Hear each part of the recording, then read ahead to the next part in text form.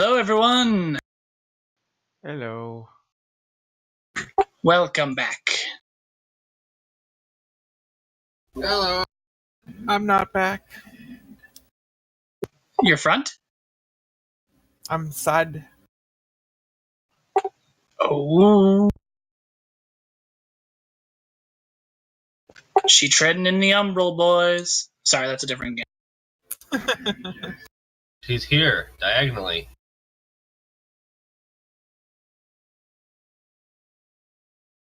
I'm here, backwards. And upside down. That just seems fun. So,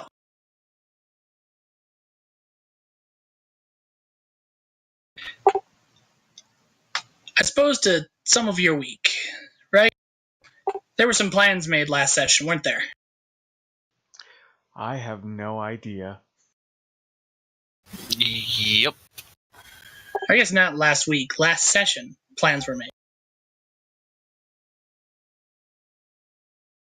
Did we make plans? Because I forget.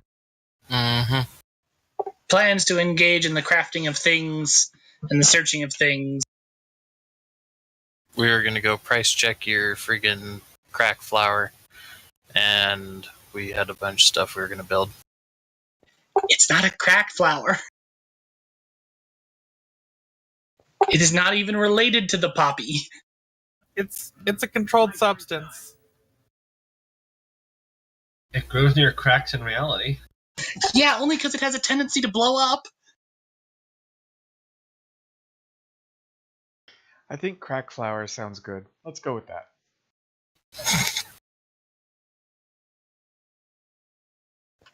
Shed at you, I'm still mildly annoyed at you for last night. See previous video on this channel for context.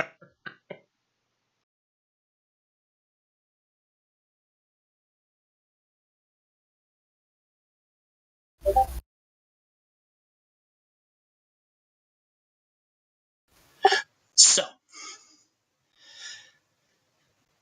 let's figure out how that checking went, shall we? Because the crafting can happen off screen.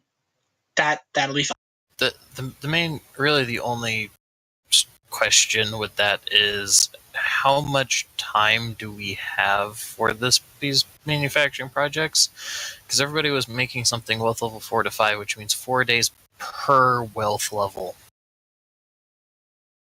Which is a thing that I'm kind of confused why they did that. As the wealth level goes up, the number of days per wealth level goes up too. Yeah, I was reading that and it didn't make a lot of sense, but I figured there was some balancing issue there. It's kind of exponential growth. Kinda. But, however, Fizzle has a month and a half maybe of pills to keep her stable. And at this point, I think for the first time since we started out on this venture, you have no pressing thing chasing you that you know of. Vampires aren't chasing you. You just killed an assassin. Well, technically killed an assassin. We inconveniently discorporeated an assassin. Exactly. Did this So yeah, happen after I passed out last session? No, that happened back in Tedrix's realm. Back Rilaru had us on the boat. Oh, that's right. Okay. I'm sorry. Yeah, and that ticking clock is now also dead. So yeah, for the first time, you don't have anything pressing to do. So you can take some time to craft some things.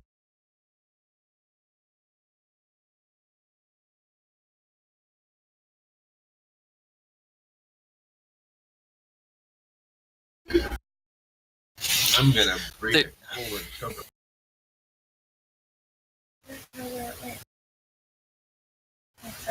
Oh, I don't know.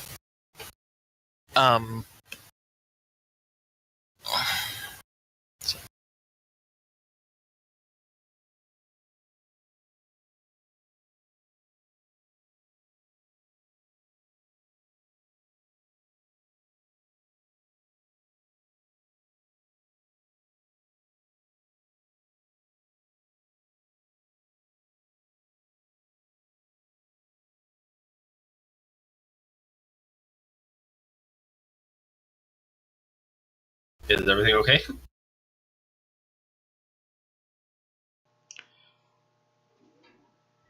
So we're basically going to be sitting in the house for like a month.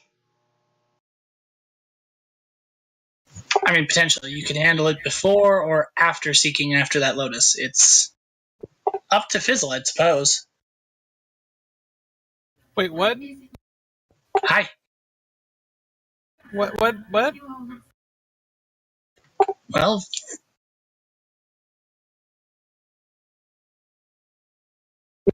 Fizzle is kind of the motivating force at this point. What am I supposed to be deciding? What? The question was brought, so if we craft these items, we're basically going to be sitting in this house for like a month, right? Like 4 to 5 days per item. Oh yeah, sure, yeah. So yeah, I'm like, it'd technically be up to Fizzle and how hard up she is to get this flower.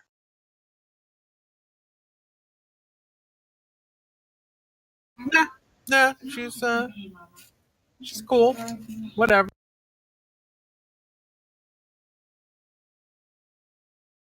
She's got pills. You can all hang out. Or, you guys can go to the Lex, whatever. Tell them Fizzle sent you.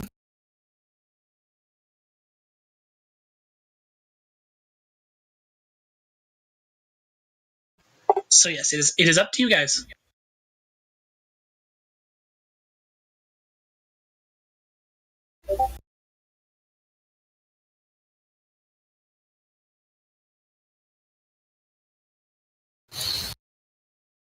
I'm comfortable enough just letting it be a side thing that fill the time with whatever we're doing already. Mm-hmm. Every once in a while, when Fizzle pretty sure no one's looking, she'll sneak down to the basement, get some. Mm-hmm. Wait, sneak down in the basement and get some what? Get some stuff. Oh, The dangerous stuff. of course. Yes, the dangerous stuff.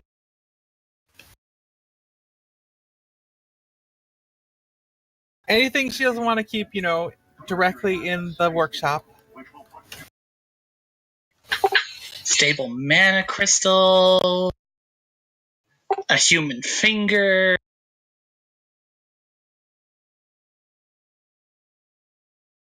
Yeah, stuff.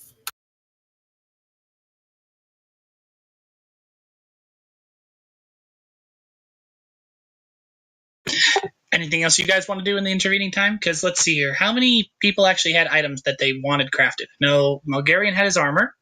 So that's like 5 days, right? No, that's 4 days per wealth level, so it would be 20 days for that alone. Fuck that, 4 days. Okay.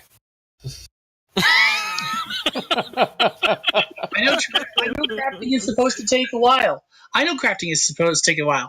I'm not having you guys sit here for 20 days and have to come up with downtime events for 20 days of stuff. Well, and that's why, like I was saying, it's a little bit exponential, because the moment you go up to one more wealth level to 6, it becomes 1 week per wealth level. So it goes from 20 days, to about 3 weeks to... Yeah. Fuck it, it's 4 days. I'm saying it. Those items are powerful, man. I mean, And you're not wrong. But then you go to wealth level 8, where it's 1 month per wealth level. yeah. I mean, in particular, when we're running one day a week, I can see maybe skimming a bit on the time factors of things. Mm-hmm. Oh, goody. Construction equipment is pulled up and began to start backing up behind my house. Or in front of my Awesome. Yes. So, who else was making something and how much was it making? Didn't Jing have a thing? I submitted the design spec, but it's really not urgent or anything. Well, this might be the only time you have to get it crafted, so say now and... We're done. Jesus Christ, Jing. Why you gotta be such a jerk about it? Ah! Well, would you rather him continue to be a pushover? God told me. Yes.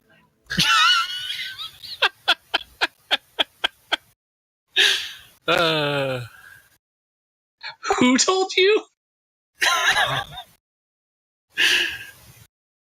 Little known fact, God is a bat. Oh, yeah, he is. Okay, I approve this wealth level 5 kimono making. Fizzle, how good are you at sewing? Apparently pretty good. I'm amazing at sewing. Josh, where did we put the stats for what we're making on mine? Probably somewhere in our messages, Matt. Probably pinned, I'd hope. You know, that's the thing about hope. Hope leads to disappointment. So far we're up to 9 days of downtime. Does anyone else have a fancy thing that they want fancied?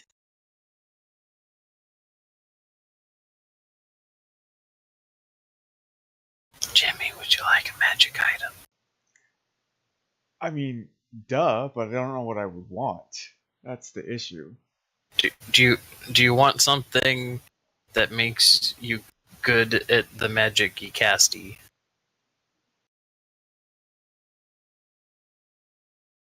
Do you want a magic focus? Sure, why not?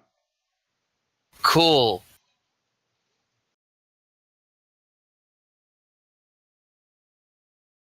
Give that bitch a powerful 3. Bitches love powerful 3 cannons.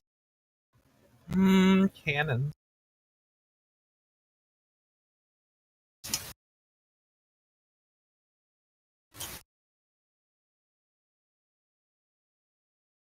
So what exactly do I write? So, what powerful 3 does for you... Start your head builder. So first, you're gonna have to figure out like what it actually is and looks like, right? And any bane or boon invocation made with this item have advantage equal to the item's powerful value. So if you're like, I would like to cast regeneration on myself, you have advantage 3 as long as you use this focus.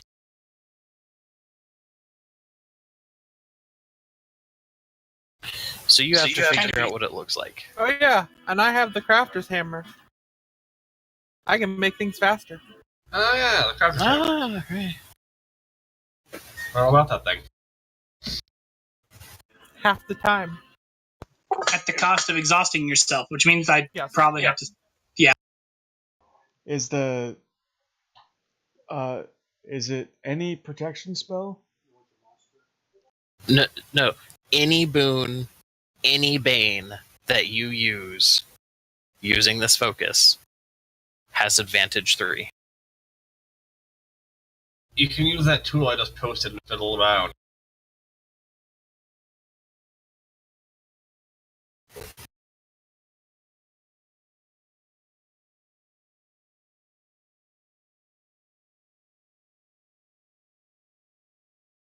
Oh, there we go. Found it, Josh.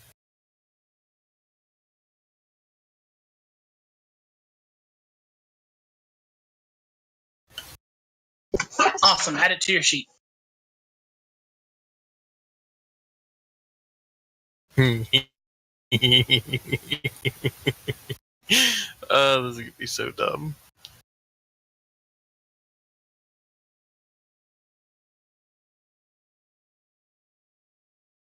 So we're just giving Tippy like a powerful 3 amulet? Or... Oops.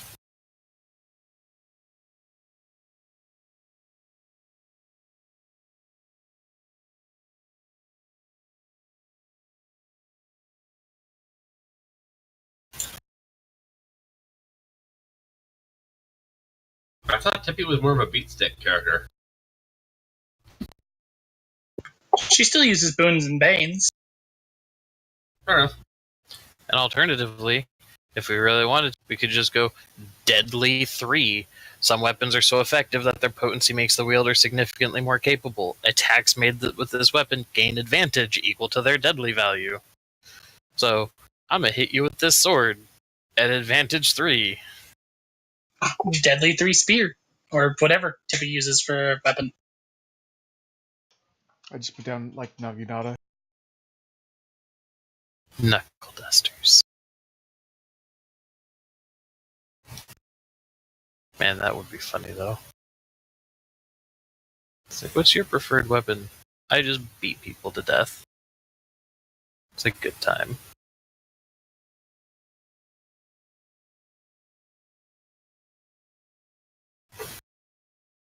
Um,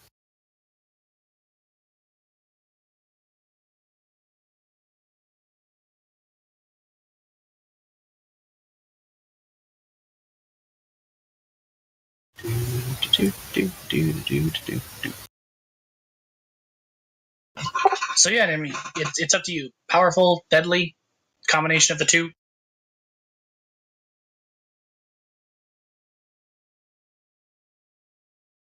That is true. That is another thing that you can do. Powerful one and deadly one together drive the cost up to 6 by themselves. Really? Yeah. What? And yet, strangely, going from 1 to 3 on either just takes it up to 5 instead of 3. What? Yeah. That's some of these things don't make a lot of sense. Okay. That's a thing. So it does have to be one or the other. Pretty much.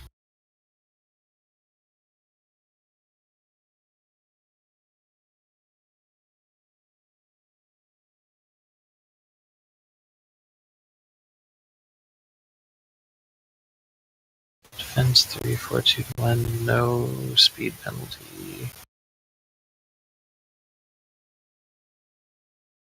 I meet all those requirements. Cool.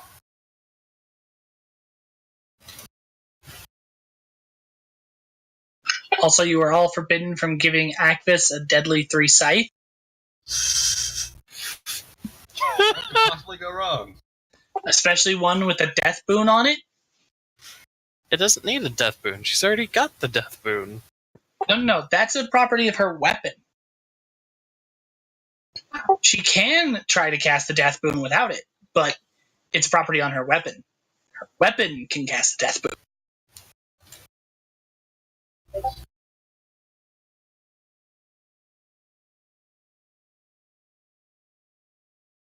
Whenever I look at that scythe, I feel very silly about arming my character with an umbrella. Well, when you make pacts with extraplanar creatures for immense power at the cost of your homeland and potentially your sanity, and for magic you didn't really want, but technically fulfills the role that you were asking for anyway. You know, She got Monkey's Pod hard. she got Monkey's Pod hard, but at least she got a cool scythe out of it.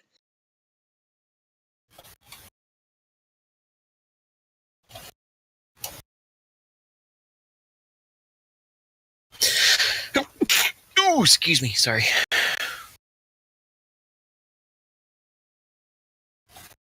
Well, I guess since Jing doesn't really have any time-consuming things to do here, and he can't really help, he'll go search the city for this Lotus while they're working. Sure.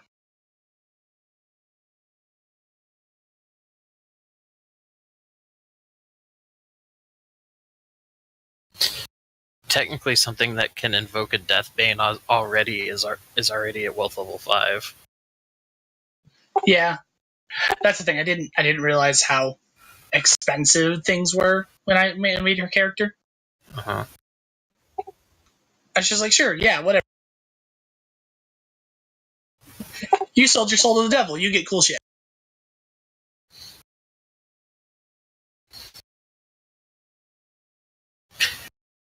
But anyway, so as far as the thing that I just put into the chat there, that's the armor that Melgarian's now wearing. Cool. A perpetual heal means for the that he heals 2d6 every round. All right, so currently up to 9 days downtime. I think 12 if we do tippies too. That's fine. Depends on if you're doing the hastened thing. Otherwise, it's going to be 4 days per, which would be... Yes. You said 9 at first and threw me off. I thought it was a 5 and 4, so. Anyway. Maybe.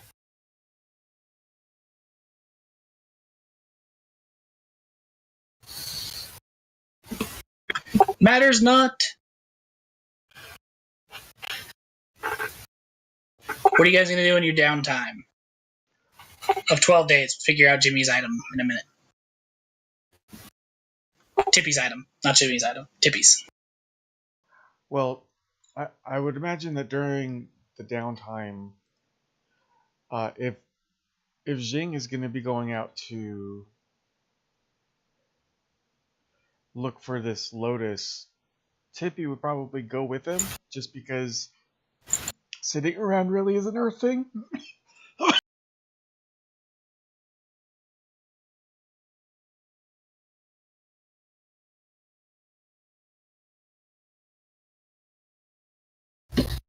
Okay.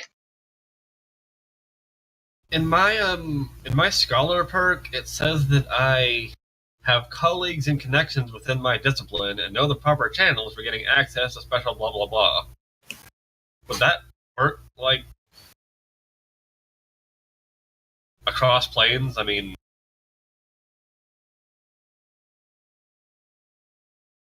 just knowing this is generally how these things go, and I should probably go here if I'm looking for this.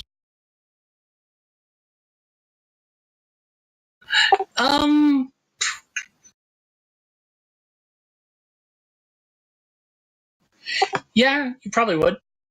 Okay.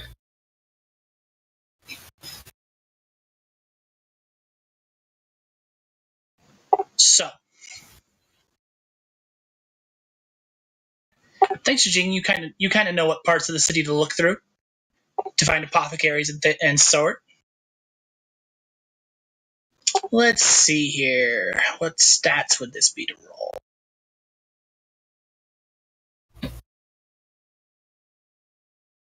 I'm going to stare very, very carefully at Jing Shi. And pick the one with the 0 next to it. I mean, probably.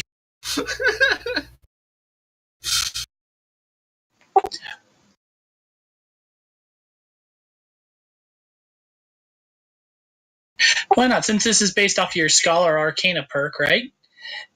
Go ahead and roll me your learning for this. Yay! Learning.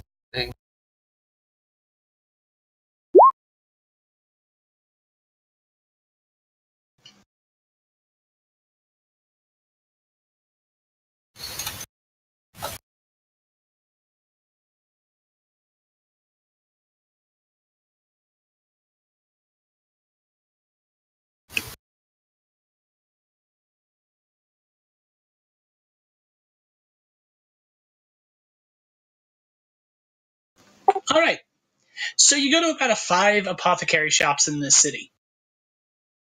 Starting from the lower end, where things might be more affordable, to the higher end. First 3 shops you go to have no glitch lotus and honestly no way to strum up the capital to obtain one, even if you could buy it. Second one has it, but they'd have to or could get it, but they'd have to order it. How much after? The 5th one is perhaps the highest end shop.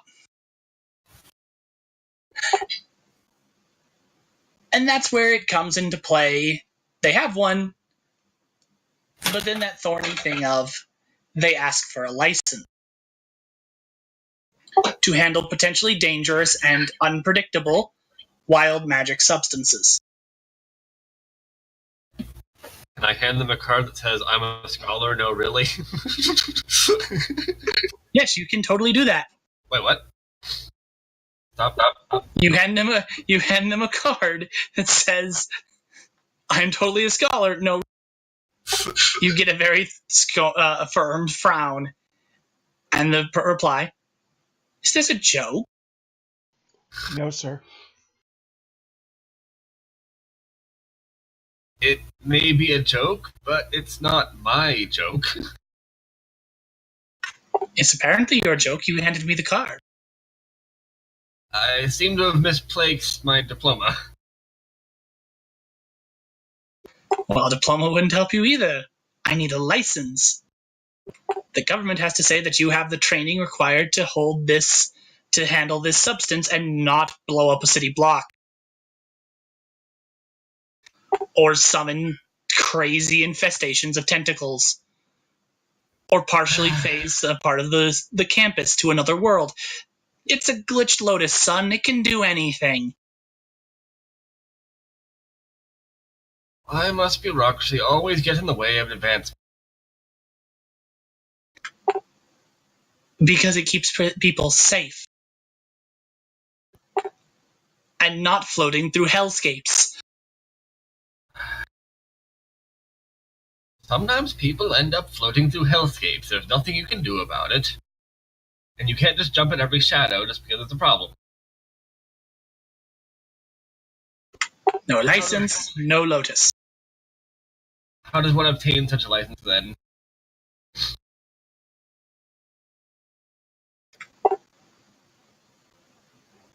Education and test.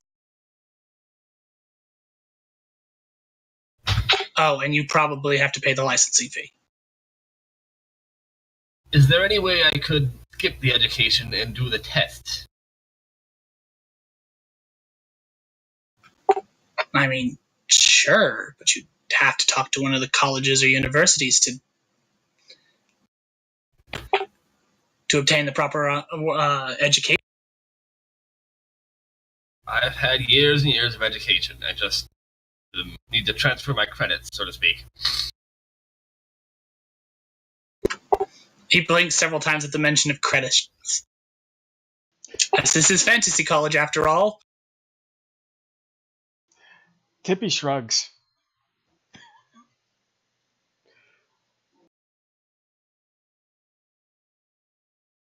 I mean, what if I tell him I won the House Cup?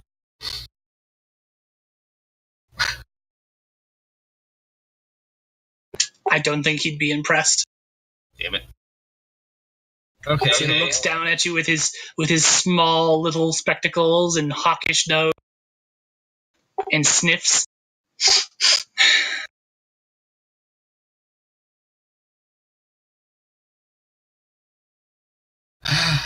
All right. Since you won't take my word for it, I'll do what I can do. Thank you for your time, anyway. Kind of wish Fizzle was there, and then the guy would be like, "Oh God, not you again!" You keep that fairy away from my flowers. It's like, "Hey, Jack." He's like, "My name is George."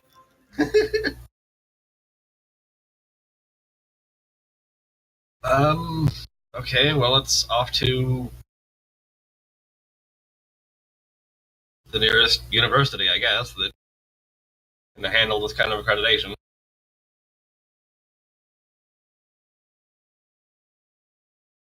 Wouldn't it just so happen that you happen to be in a university tower, skyscraper, underhive?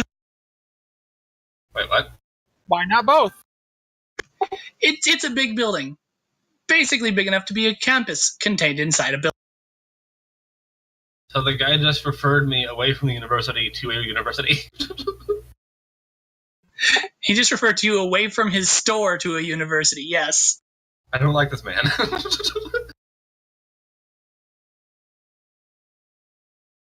Okay, well, let's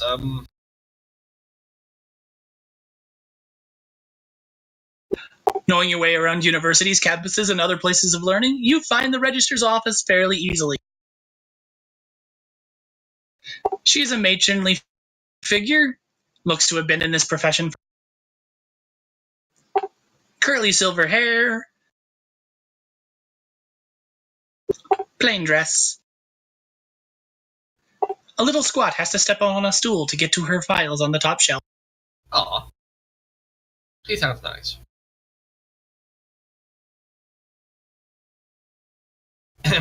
Miss. This might have a moment of your time. Why, yes. Yes, dear. What can I do for you? I am... Well, it doesn't matter who I am, because you haven't heard of me. But I am a somewhat eminent scholar in my homeland, and I seem to be having trouble proving it. Ah, no papers of writ, nor diplomas, nor proof of apprenticeship. Just a very nice kimono and some fire. Well, I don't know what a kimono is, sweetie, but that's a very nice dress you're wearing. It's a kimono. It is a male fit kimono, don't worry. A lovely dress. I think Tippy just fell over. No, Frank just knocked over my cup. It's okay. I thought it was just Fizzle, but apparently her entire dimension seeks to mock me. Anyway, I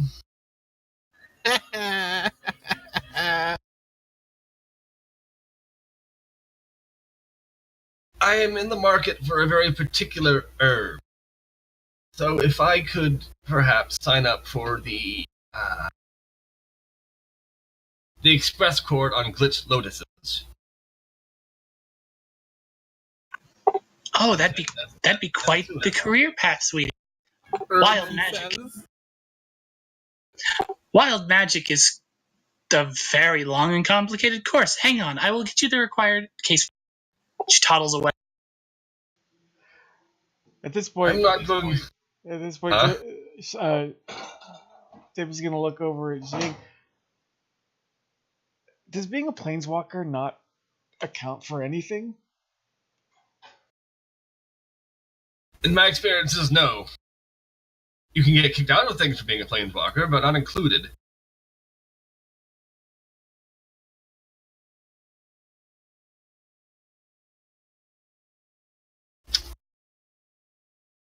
And if I don't miss my guess, she's going to come back with a pile of books so tall that we can no longer discern her features.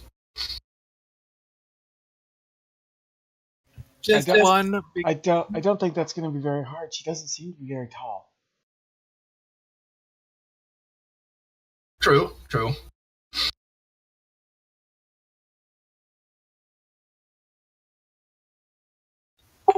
So she returns. She doesn't have books.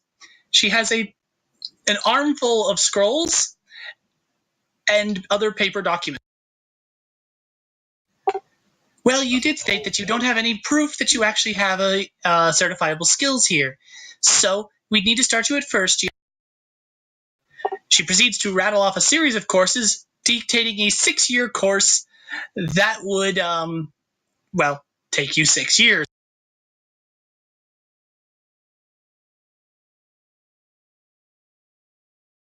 That includes everything from the basics of magic, theoretical aether physics,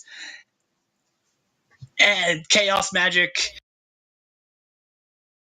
No. And at least 6 courses in different forms of mathematics, both eldritch and non. Okay, seriously, being a planeswalker has to count for something here. Tippy mad. So you say that? Did you say that in character? Yeah, I say it in character. Her eyes widen. Planeswalker? Hmm? Oh my. You actually know what that means. And now he gets arrested.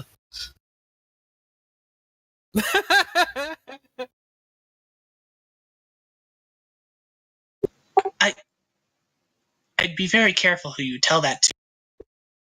I wouldn't go mentioning it on a... There's been some abductions. Abduction? Yeah, some of the high-ranking planeswalkers of this plane have disappeared suddenly. So yes, we know what they are,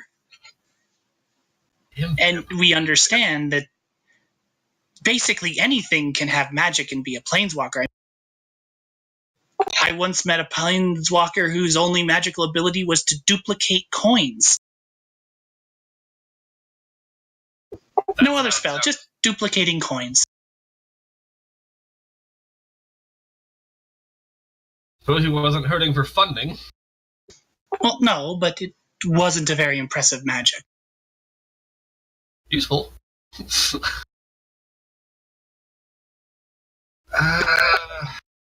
We attempted to teach him to reproduce other metals, but the little kobold seemed only interested in round shiny.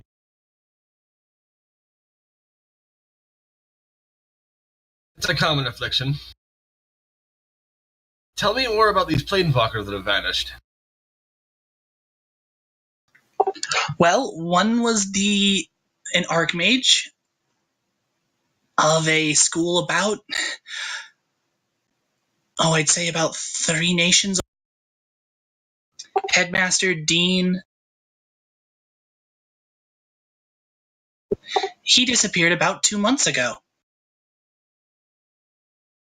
Just poof from his manor in the middle of the night.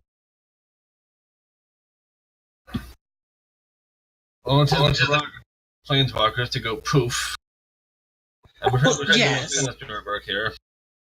But it wasn't like the dean to miss his duties here despite his planeswalking vacation. He was in a position of great responsibility.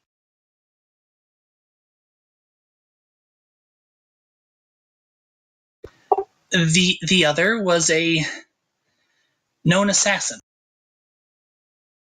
They had been working quite publicly for some time. Well, not publicly, of course. Sorry. But prolifically. The authorities were after them for, a good 3 years now? And then suddenly she issued a... Well, that was the thing. She left calling cards. Saw it as a game. She left a calling card and didn't complete her objective.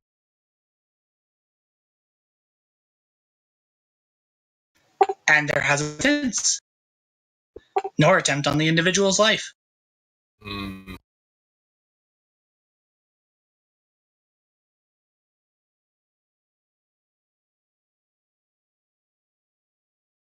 So yes, be very careful who you mention being a planeswalker to. Your secret's safe with me. Now, as for this coursework, I imagine most of it you could test out of, but you'd still be looking at maybe a 2-year.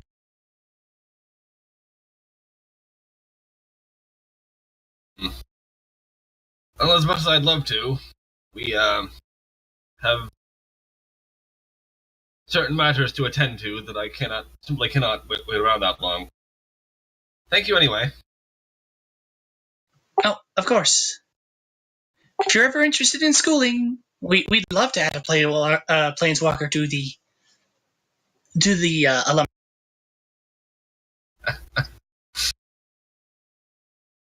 I'd be on the staff within a few years, don't worry. She gives a wink. Well, aren't you just confident?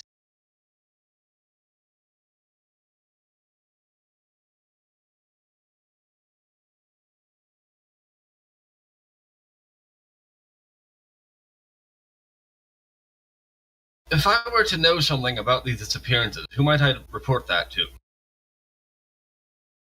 Mayor? Captain of the Guard? I mean,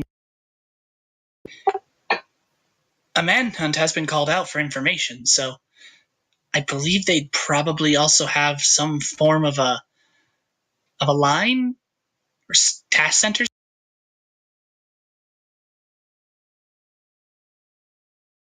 A task center? Yes. Normally, in high-profile cases, the city will, the ruling body, I mean, will set up a task force. Set them up in their own facility, give them all the funding they need to try and resolve the issue.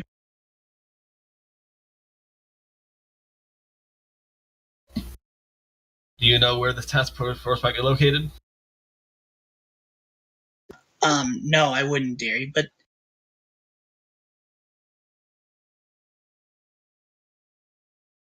All right. Well, thank you very much. I've taken up enough of your time. indeed. Very well. She bids you good evening, and puts away the numerous bits of coursework she attempted to hand you. And just to show off, since people keep snubbing him, he's going to teleport out of the building. I feel unempowered. I must assert dominance. They tried to put him in a basic magic class. Come on, man.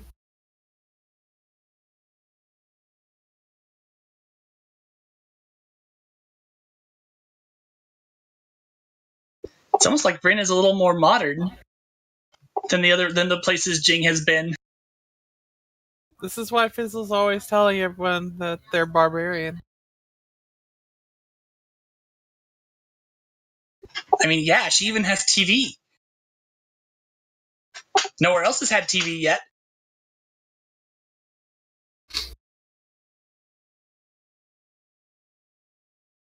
Except less TV and more of a magic broadcast onto everyone's scrying globe.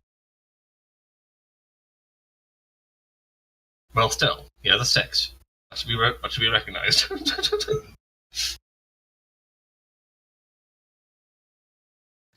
Maybe that's what Fizzle keeps in the basement that's so important. That's where the TV's kept. No, there's of course a courtesy scrying globe in every room. Oh, of course. Sounds a little Big Brother-ish. Shh. Just ignore the globes. Just keep going about your daily life.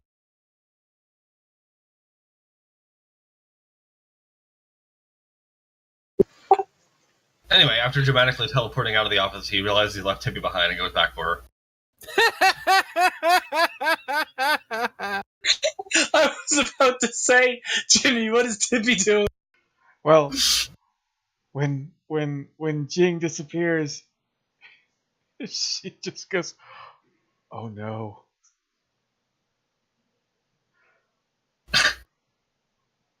Whatever's happened to those other planeswalkers just happened to Jing. Oh no. Sorry. Damn you, receptionist at a university, I know we can trust you.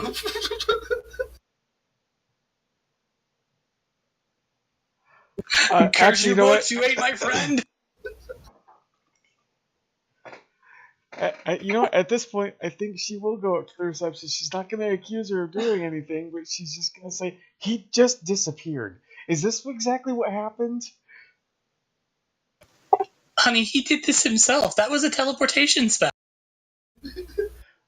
Why would he kidnap himself?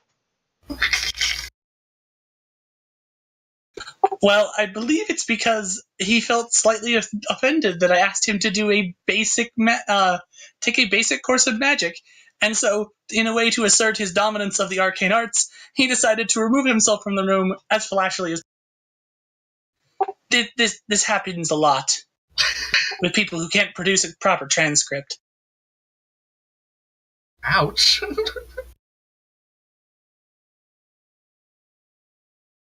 Jing, she's seen all your crap before. Oh yeah, I mean, wizards are a pretty dramatic lot.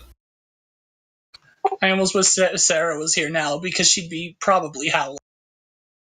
This would probably be very similar to certain college experiences. And there was Fizzle again. She's like, "Oh God, not you again." Well, do you know where he went? Because I need to catch up with him. I'd probably say down the stairs. He probably went out of the building. Oh, that means I have to walk through this place by myself. I don't like this place.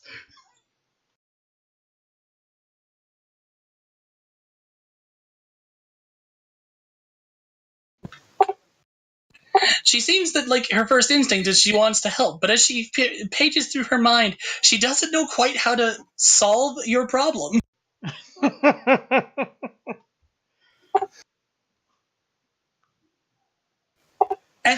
And why is that, sweetie?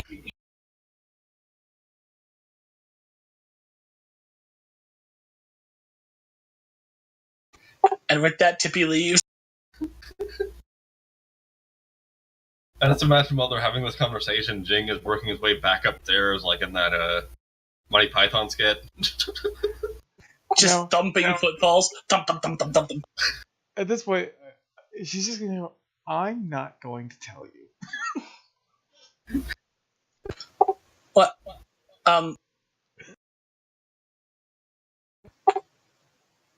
Well, okay then.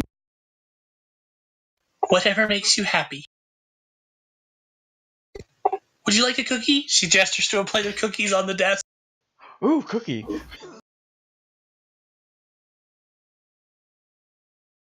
So when Jim gets back, that's where Tippy is.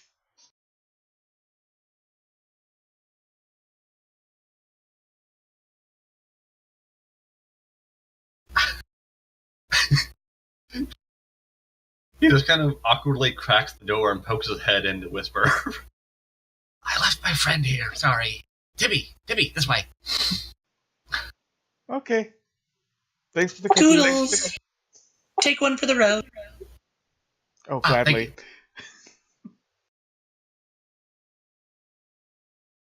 To us once again assert his dominance, Jing will telekinesis a cookie into his mouth.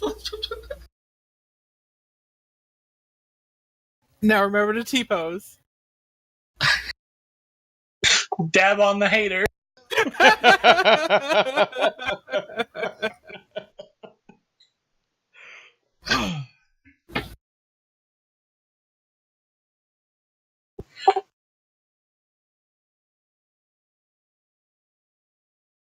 She resumes her putting away scrolls while you guys leave. So what flavor of the cookie? Macadamia nut. Ooh, that's fancy.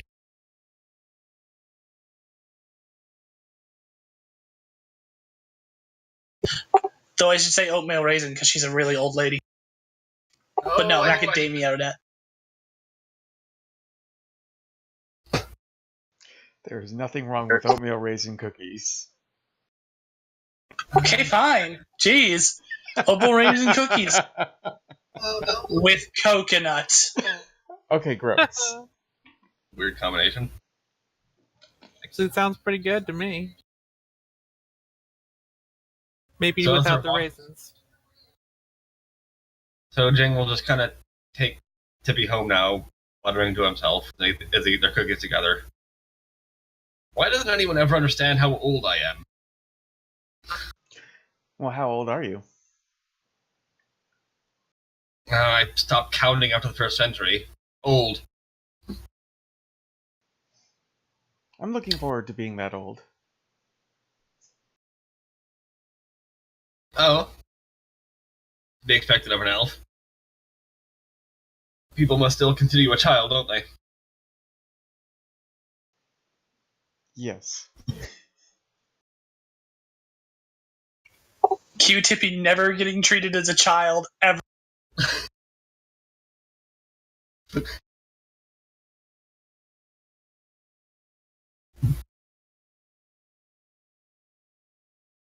I'll just make sure that the lessons you learn are worthy of the stature when you get that old. And carry a gradation with you wherever you go.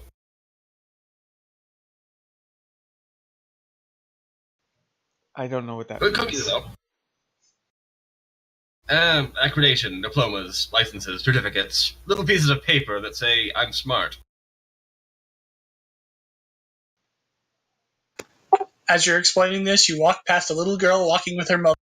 The little girl stops, turns, and points at Jing and goes, Mommy, look, a doggy! Actually, little girl, he's a wolf man. Actually, little girl, he's the Kitsune. Kitsune. Say it with me. Kitsune. Bung me! Close enough. Jing just got called a sandwich.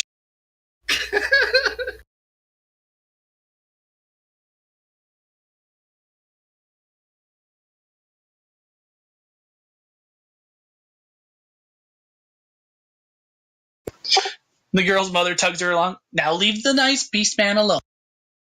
I'm certain he's had a hard day. They continue strolling on. You have no idea. Now, the primary difference between academics is that you need a little piece of paper. If you just say you're smart and people believe you, that's politics, and that's a different area altogether.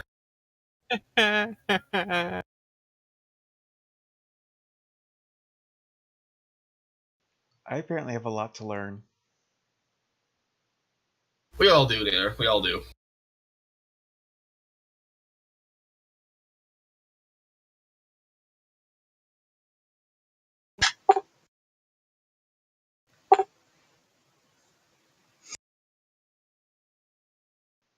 So we're heading back to the house. Yep. Pass by the flashy plaque next to the front gate that says the Alistair Crowley Estate. And inside you go. The invisible maid is doing her invisible maid thing. The fires are warm and staring. Damn it. I love this house, man. I get to use the weirdest descriptions and adverbs. Jing will toss the last 1/4 of his cookie into the fireplace.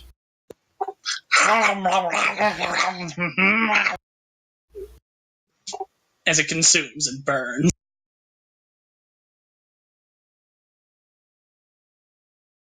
With a great and ravenous hunger that only fire can manifest. Okay, and what have you been doing all day?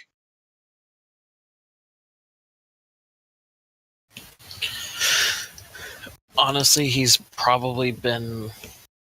Well, first of all, he called Riddle with the mirror, and it pretty much just in short said, "You have your war." Because, that's the thing that we never officially said happened. Okay, just to give that scene some flesh. You didn't get Riddle himself. You got one of his base, which meant basically talking to a robot with limited artificial intelligence. Arcane cogitation function, I suppose you could say. That's how Jing felt talking about Alchemist. Yeah, and so pretty much in that case, it would have been a, relay to whatever the hell his actual title name was. Relay to Dipshit that the Dragon Council of Almantera has agreed to the terms previously discussed and has declared war against the Lord in the Tower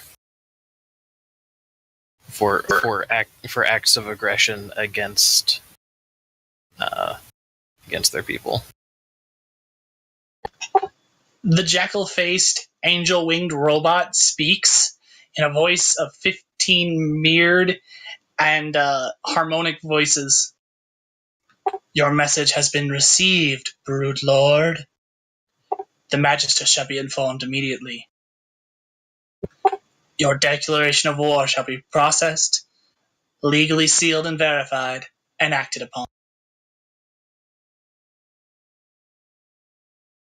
Neat. Does that conclude our business? Yes, I would like him to call me once he has received this message. Magistrate the Riddle of Shapes is currently in court. He has, to date, 234 cases.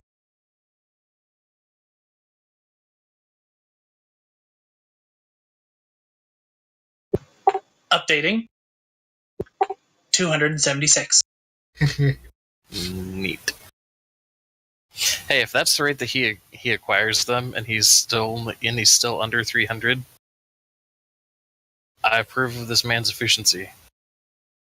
It's literally just the Sphinx sitting on top of a throne. Guilty, innocent, guilty, innocent.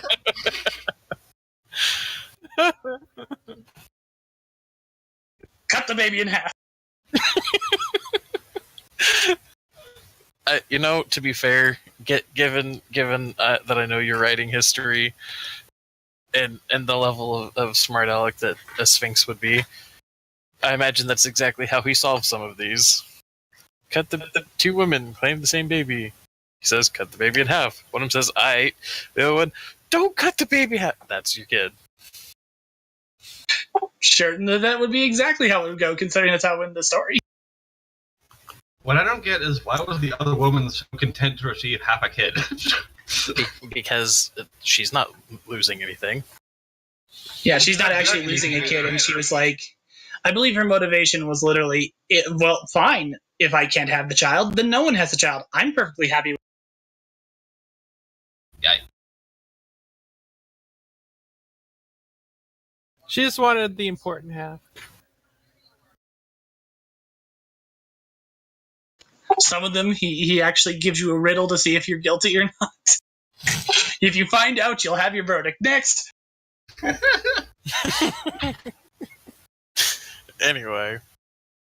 So, I mean, aside from that, like, I'm pretty much assuming that, like, Malgarian would have, like, after everybody was discussing, like, these are the kinds of things that, if we can make it, what we would like to have made, and to try and, again, mitigate costs of having to buy nonsense. He's probably alternating between taking a lava nap and, if he's not taking a lava nap, probably in the house making stuff, like just conjuring materials that they figured that they would need.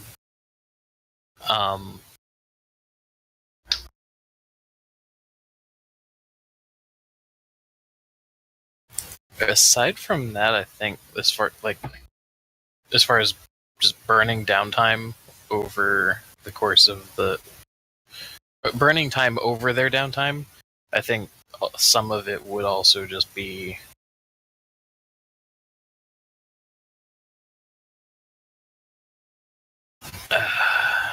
words.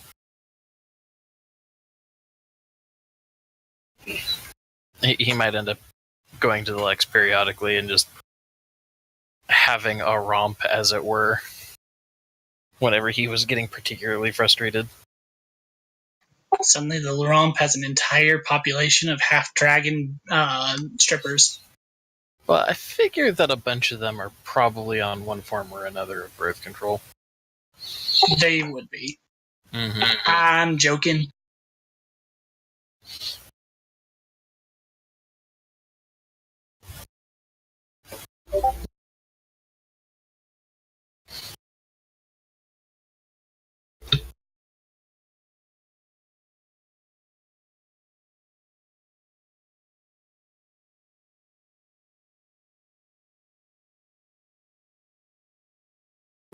Fizzle's doing the crafting. Yep. Anything that Tippy wants to do other than hanging out with Jay?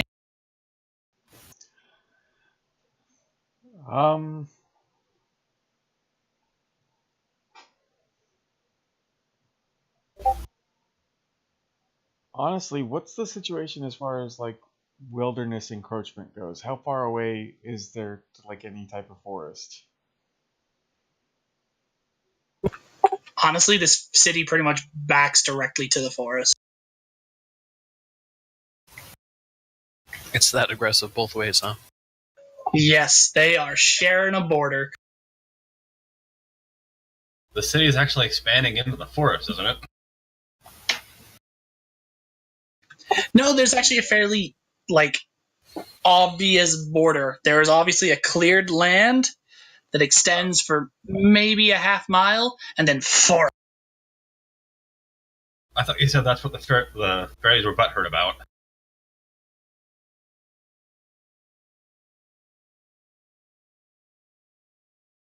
And that is where the fairies are. It's also where one of the rings is, right in the heart of the forest. That and the expansion of the cities is what the fairies are butthurt about. Oh. Yeah. But then, without the rings, they'd all be fucking dead.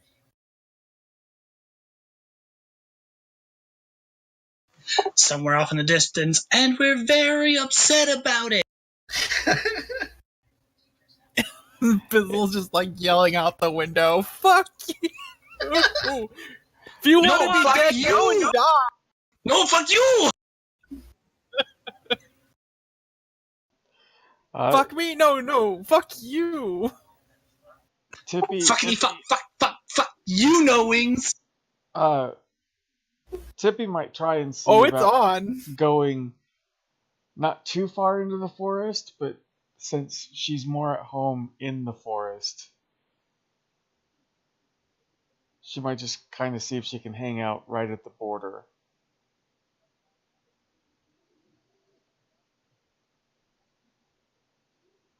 Or right at the tree line, just to, because the city's really not her thing. Okay. So you spend some time scouting the forest. The forest is thick, highly thick. Almost as though its edges are attempting to make some form of a solid barrier against the city. A single path, laden in cobblestone, breaks off about halfway up that little half mile between the forest and breaks into just a straight dirt path. This dirt path leads to the only real easy opening of the forest. Okay. But with some finagling, you are able to get inside the thicker boulders. It is then that you start to realize there is kind of something ominous about this forest. There is a dewy fog that clings to everything and fades into the distance. There are brambles covering the ground heavily, like vines of thorns and such, and they snake along the trees too. And no matter where you go, whenever you move, you swear you can almost hear whispers.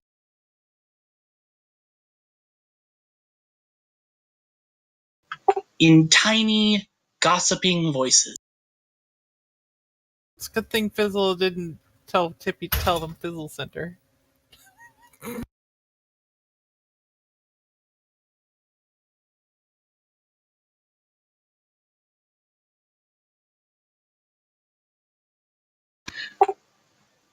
As you go deeper, the brambles seem to actually impede your path. There are several times when you swear you stepped clean, only to find your ankle wrapped up in a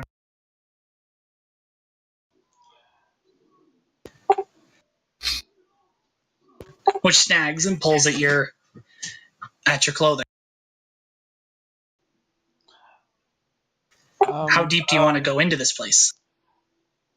I know that there was discussion that there's a bit of a territory dispute between the city and the fairies. She just wants to go in far enough to where she's surrounded by the forest, but she can still see the tree line.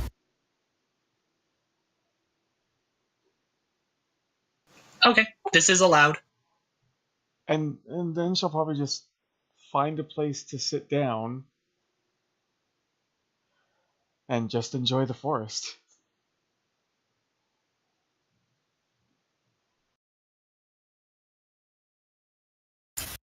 I've seen this hentai.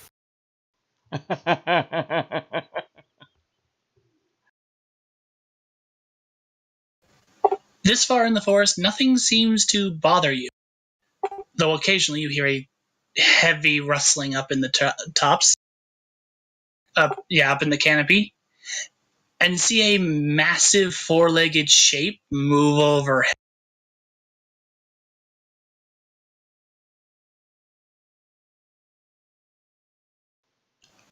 But it never descends. Okay, I'm not going to take a defensive stance unless absolutely necessary.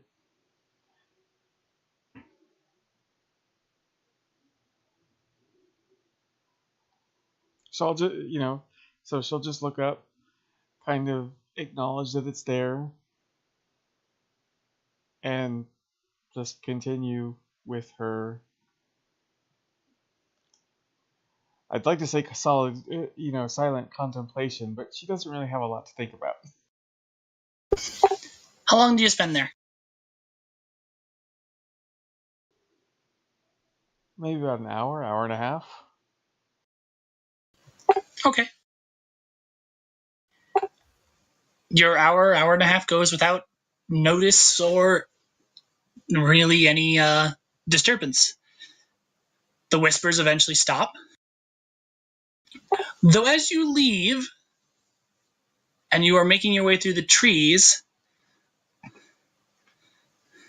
the brambles impede your path. They solidify between the trees like a solid. And you hear a tiny voice call out for you from the trees.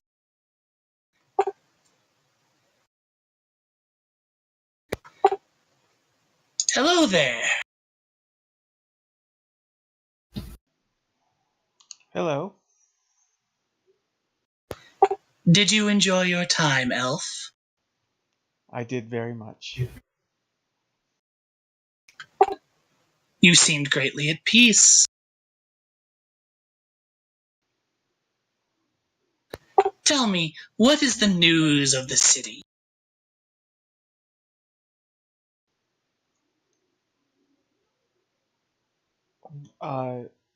Well, I can't speak for the entirety of the city. I'm not from here, but I'm looking for a glitch lotus, but I don't know. Actually, my friends are looking for the glitch lotus. I'm just kind of along for the ride.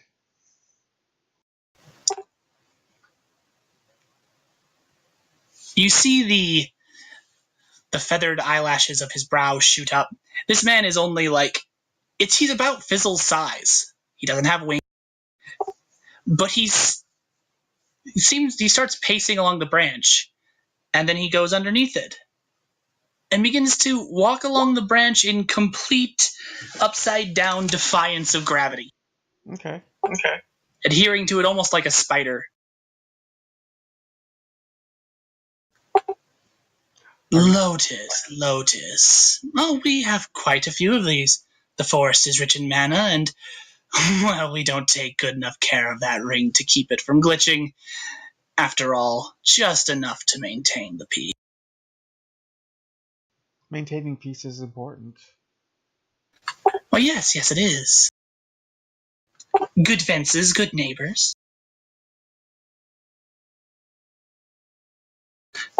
But your friends, you say, looking for a lotus? Yes. Most intriguing.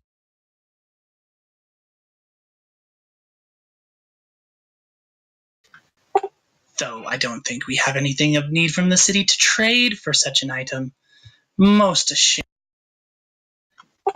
Then again, they're always welcome to come and make an offer.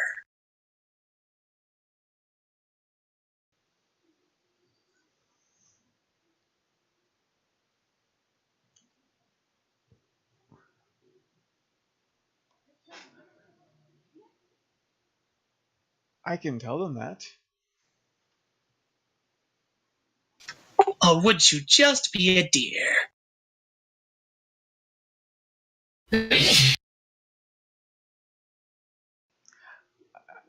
Can I ask a question? Certainly, I speak for the trees. What are you?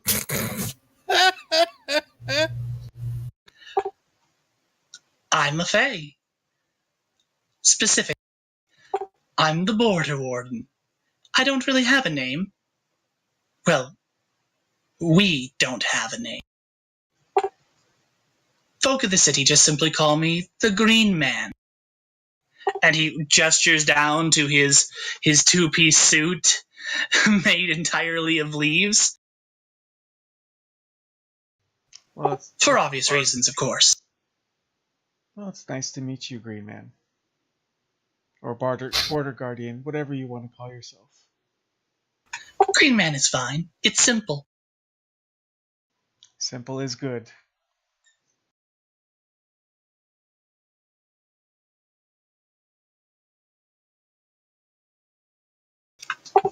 But yes, do pass that along. It will be interesting. I will. And thank you for letting me enjoy your forest.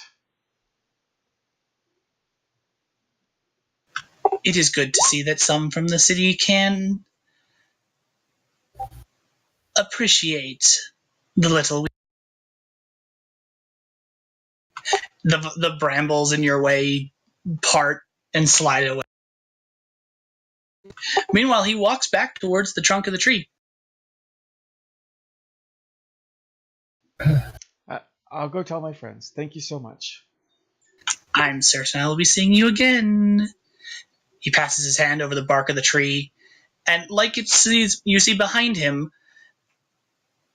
almost like a small rectangle of marble appears in the trunk of the tree, opening up to a large cavern. And he strides through it, and it closes and disappears. Okay. So, Tippy will head back to the house.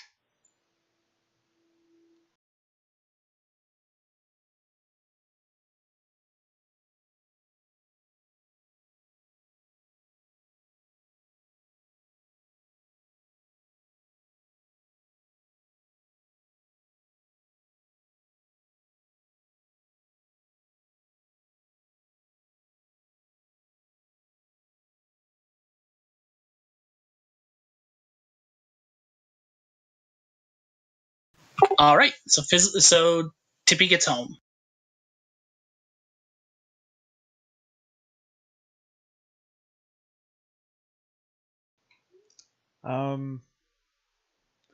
Hey, Fizzle. Yes. I think I might have found a way to get a glitch lotus. Oh yeah? Yes. How's that? Well, while I was in the forest, What? I met...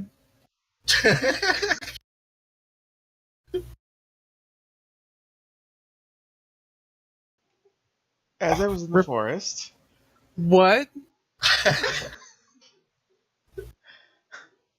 I was in the forest.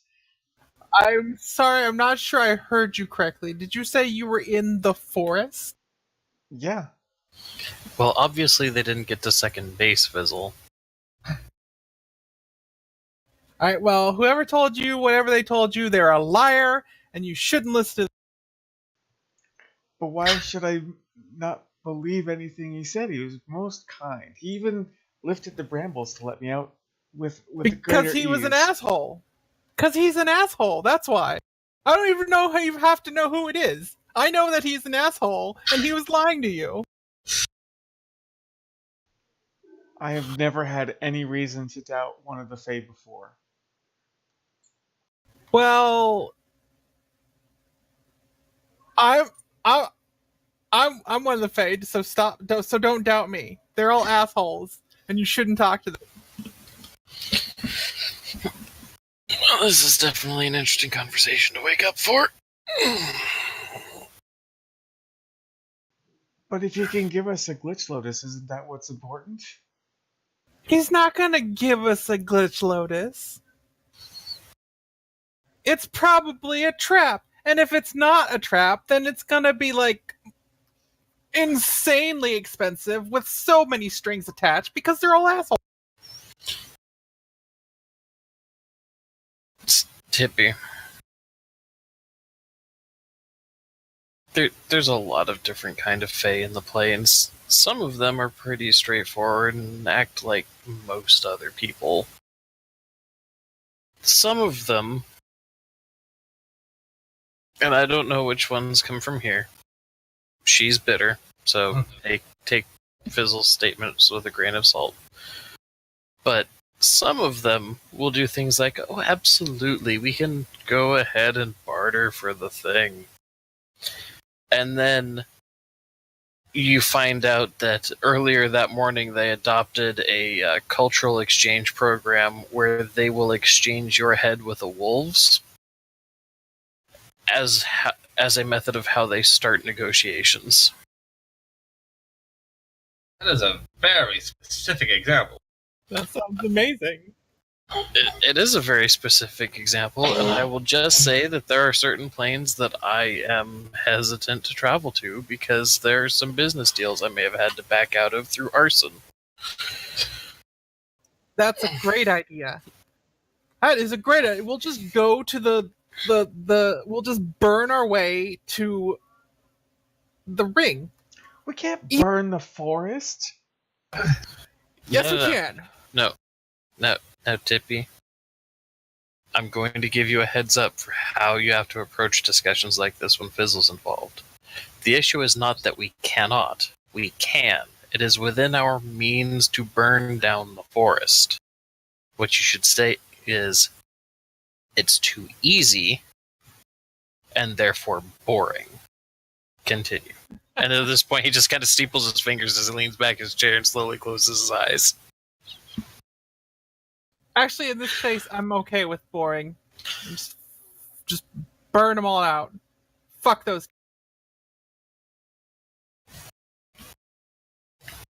Okay, even if you don't like the Fae in the forest, you can't burn the forest. Watch me. Tippy, we just went over this. At the risk of going in circles for the rest of the night, how about a compromise? Let's call burning down the forest Plan C. Why is it even being considered to begin with? Because they're assholes. And this plane's they're already fucking- doomed.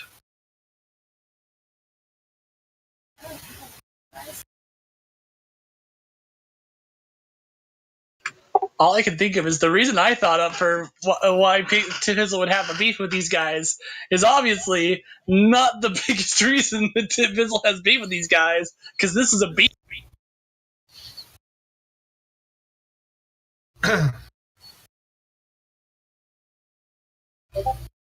While I was searching the academic channels for acquiring this product, I discovered some things that may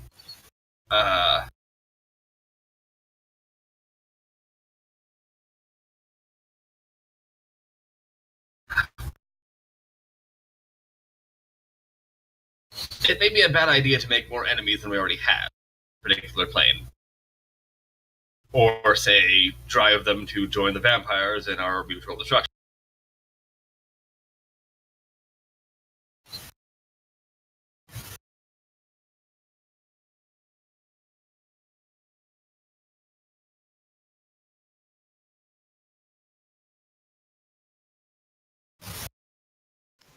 Insert that meme of Morgan Freeman pointing. He's right, you know. What was that, Jing? I wasn't listening. To keep it simple, the vampires are here, and we do not wish to drive the Fae population into their waiting arms. Or do we? We do not. No. Or do we? Jing's right.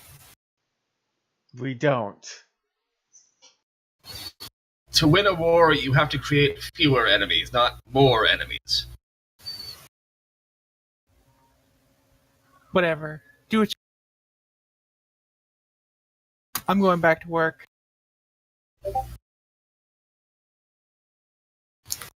Anyway, Tippy, I'm assuming that they did not give you a price for whatever it would take to get this Glitch Lotus. No. Yeah, that's the first warning sign.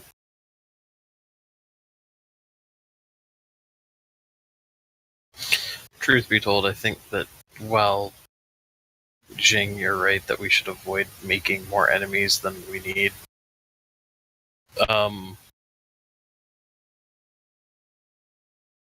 Depending on how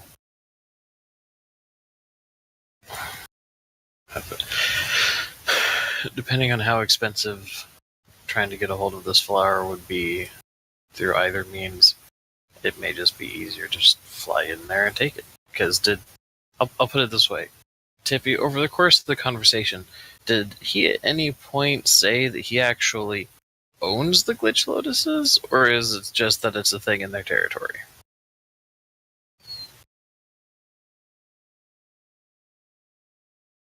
Because it's not really stealing if we just pick a flower off the road.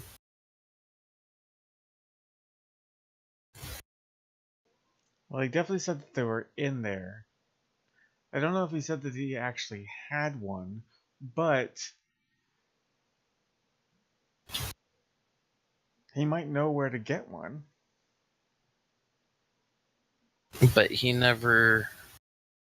Did he even make it sound like it's a hint that you would have to negotiate for it?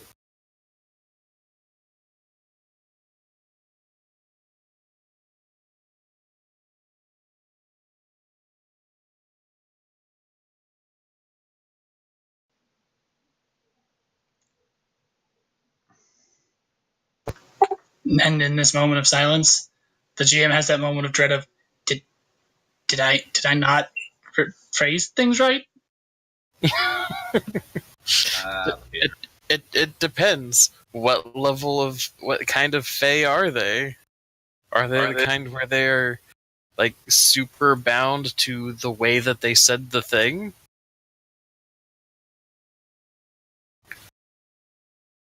I mean, obviously Fizzle's not. Then they're probably not. But Fizzle's also only,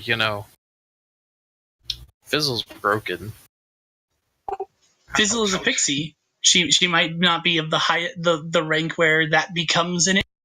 That's also true. Sounds like you have some decisions to make there, compadre. Or maybe losing her wings broke her free of those bonds. That's stuff for after session. I didn't think to ask. And I've gathered that, and that's why I'm asking Tippy. Did it make it?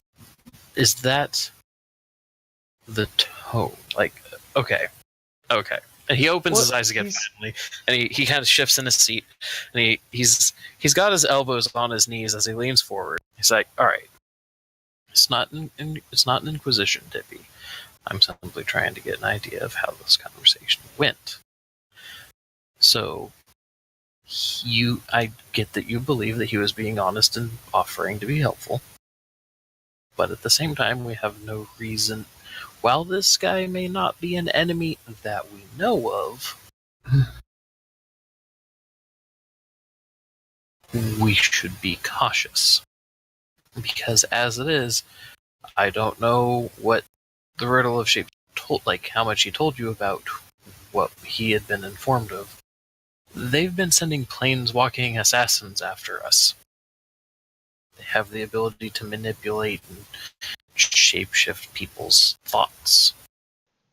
Out of character, Josh, does Tippy know about the whole Planeswalker Spark thing? The whole incident? Yes, she does. If Riddle didn't, this is where I'll leave it up to you. She has either heard of it through Riddle himself, giving her a brief on the situation and why she needs to be careful, or she has heard of it from, because by this point it would have spread kind of through Planeswalker culture that there are people abducting people. Okay.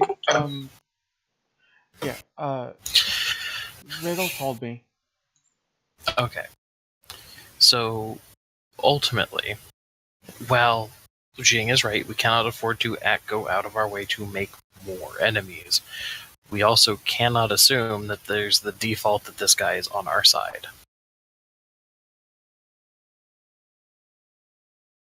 I mean, as it is, from what we understand here, if he thinks you came from the city or you're part of the city's culture, he Oh, I told him I you're wasn't functionally from the this. enemy. I told him I wasn't from here. Why don't you go and try standing outside the forest where you're safe, mention my name, and Well, maybe we just don't mention your name, since obviously there is an issue there. I don't know, like maybe one of the first steps of cross-border diplomacy is not immediately tilting your whole hand.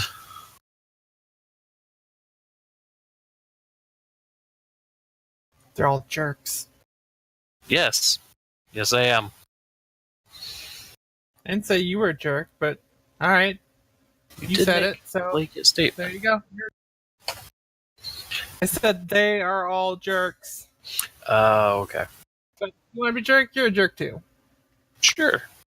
Okay. It is official. Bulgarian is a jerk. Anyway, Tippy. So, trying to get an idea of how this conversation went. Was it you or him that first broached the idea of negotiating for the Lotus?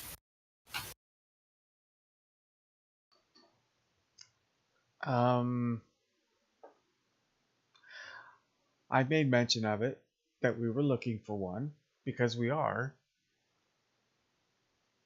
and he then brought it up. So he brought up the idea of needing to negotiate for it. Yes. Okay.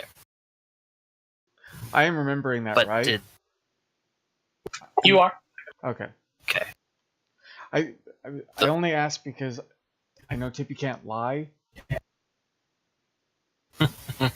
So I want to be able to not make stuff up.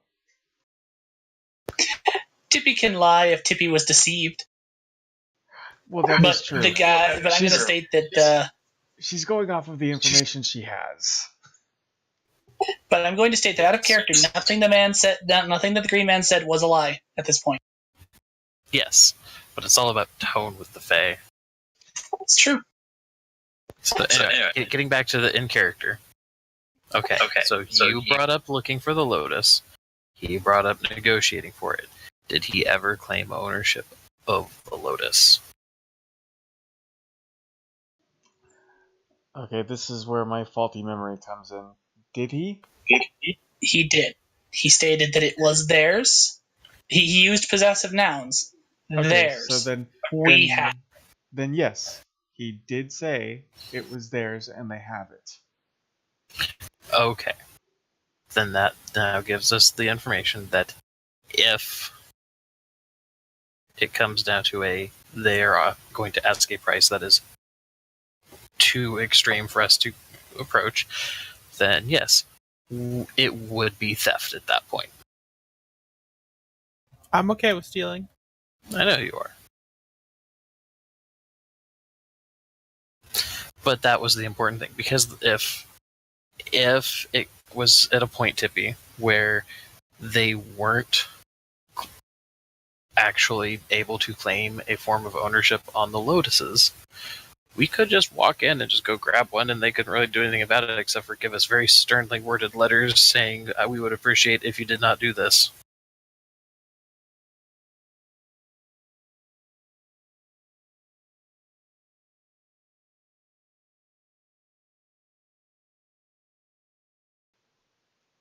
I have no particular trouble drawing their ire, only their aggression.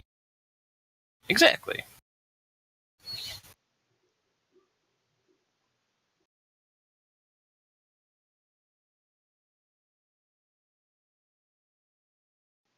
So does this mean we're gonna be going back? Yep.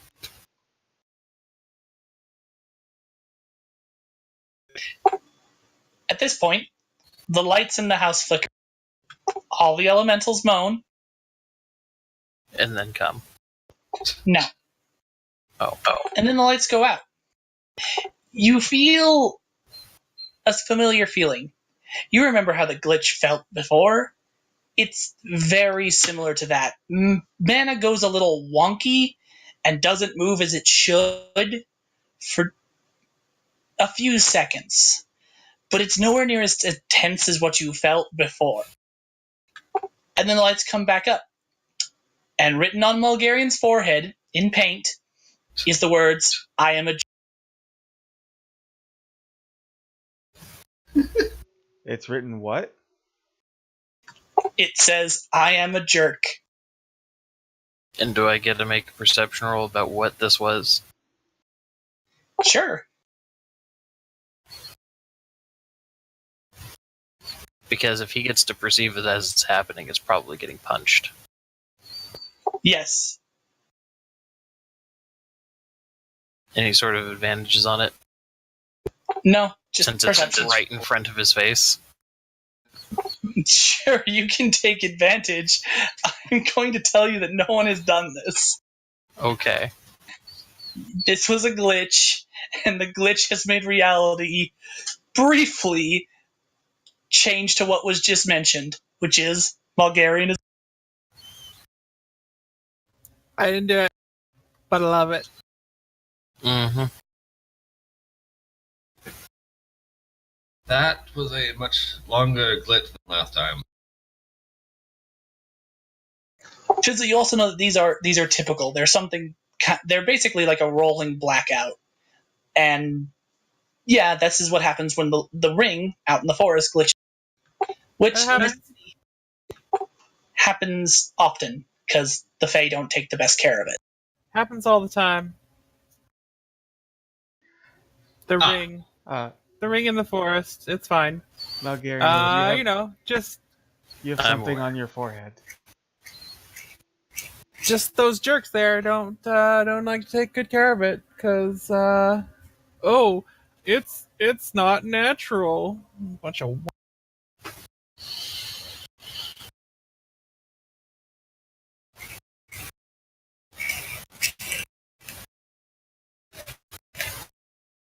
So this was a localized glitch, not the universe trying to unmake itself again. right. Good. This is normal. Don't worry about it.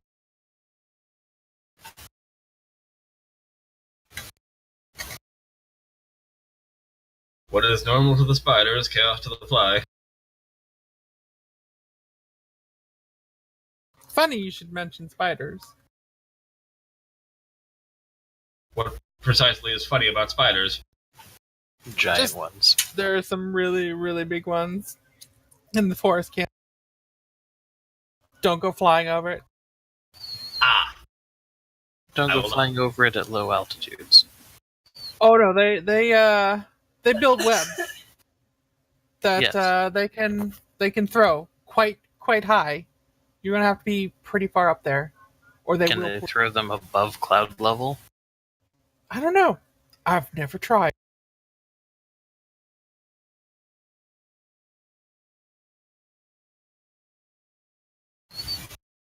Out of character, if they can throw them above cloud level, I call bullshit.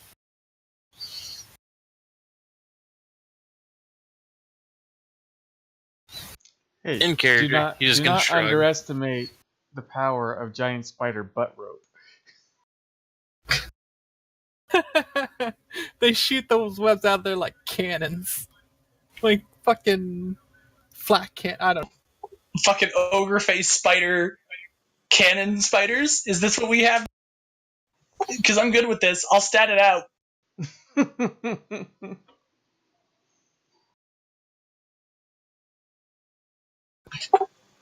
Fizzle can summon them. Ha! Nice. Well, I mean, if they're summoned, then there's not much to stat out. That's true. 3 stats. Wah. Wah.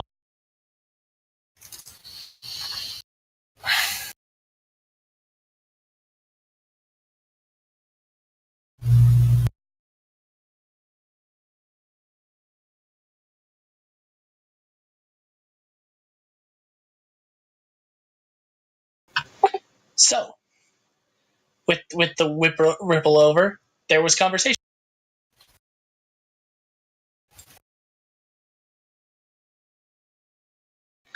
What's the plan, guys? Did we get an actual price on trying to buy the Lotus commercially? I didn't assign one. Acquiring it legally is going to take at least 2 years of schooling.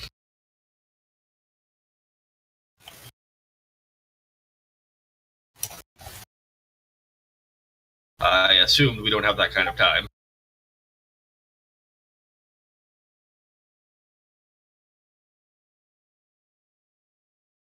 Unless one of you has a license. I don't have 2 years worth of pills, and no, I don't. I don't have a license per se. Per se. I mean, You stole one, didn't you? if you no, He's gonna No. kind of stare at her. Like it's not a judgy stare. It's not an angry stare or anything of the sort. It's just a very neutral with just a very slight smirk of like, I just woke up kind of thing, as he's just waiting for her to continue her hemming and hawing and then correct herself. it doesn't work. I mean, I took it, but it doesn't work. They're very careful with those things. I cannot use it because I am not the one it was issued to. Told you she stole it.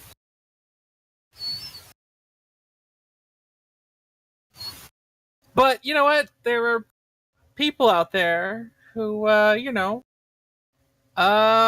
they like money, and they don't care about accreditation.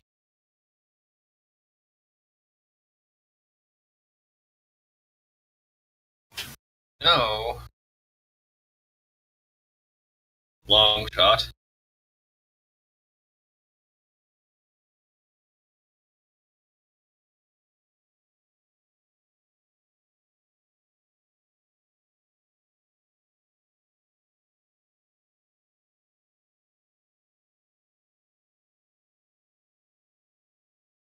Just saying. And seriously, if you want to go in the forest and get a glitch lotus, I suggest we just go in and take one because they're fucking jerks. All of them.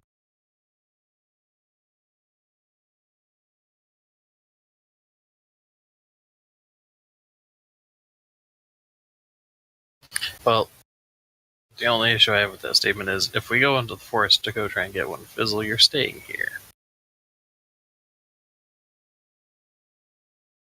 Because, truth be told, there is absolutely nothing that you being there will actually help that situation. Unless we reconcile whatever fight these two are having. But that's Yeah, I also don't- unlikely given the tone of her voice. No, it's not. Because they're all fucking jerks. Okay? They didn't listen to me when I said we should modernize. They were all like, oh, that's what you get when I lost my wings. And then they're all like, oh my god, what the fuck did you do to yourself when I came back? Fuck all of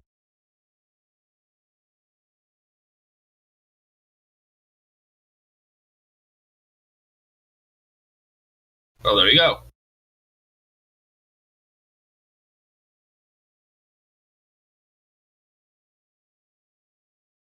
Suppose it can be difficult to reconcile with someone who hates you for existing. And you cannot fix what does not want to be fixed. But not the point. If we end up going to the forest to try and at least see what their price demands would be for these lotuses, then Fizzle, you need to stay here. They can't destroy these things either because there's too much energy in that there's too much magic that they would hold, and so you'd have to be exceedingly careful with it. So it's not like they can really go and try and say, let's just get rid of them and hope in case they're gonna come take it. That's fine. You guys can go do what you want. Who wants to stay here and help me move my girls out of the basement? Well, Sorry? I should probably go just because I'm the one who met the Green Man.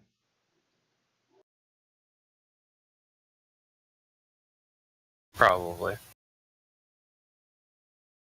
I've left them down there, and but I now I have help, so someone can stay here and help me move my girls out of the basement. We're girls. Well, they are now. I guess technically it used to be Crowley's girls, but they're mine now. They don't tend to respond well to logic, so I'll just stay here. Good. I hope you can lift. They are heavy. You built robot girls, didn't you? Didn't. It wasn't me. Also, that sounds amazing, and I should do that.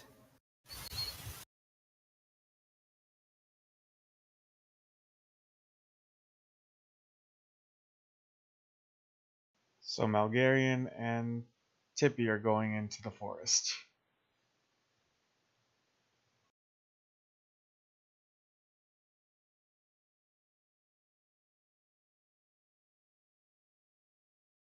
By the sounds of it.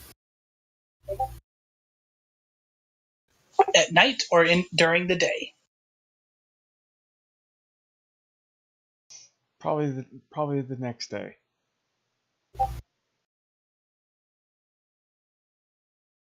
All I heard was probably, and then meh. Probably the next day. Okay. Unless Fizzle has some suggestion on what would be the easiest, like... Do they have any advantages during one or the other?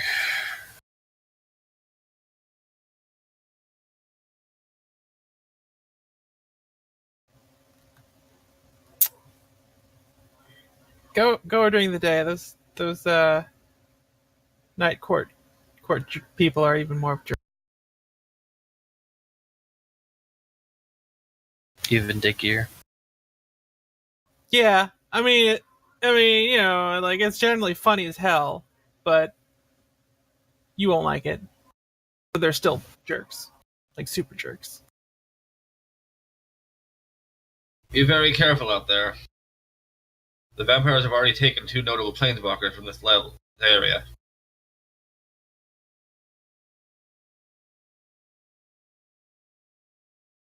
All right, Jing, flex those muscles. It's time to get to work. Dane will nod and snap his fingers to make the stool next to him levitate. He did, in fact, flex muscles to snap his fingers. Mostly tendons, but fair enough. Why didn't I think of that? Oh well. Let's go. Because you're not a telekinetic? I got magic.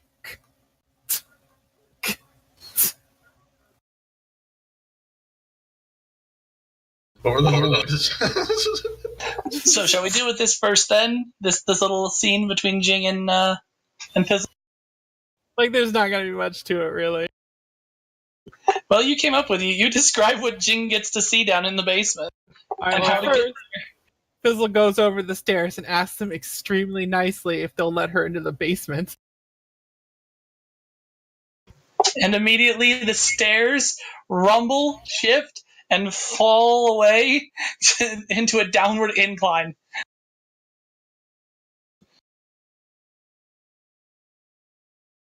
All right. Leading to a black door with red runes all over it.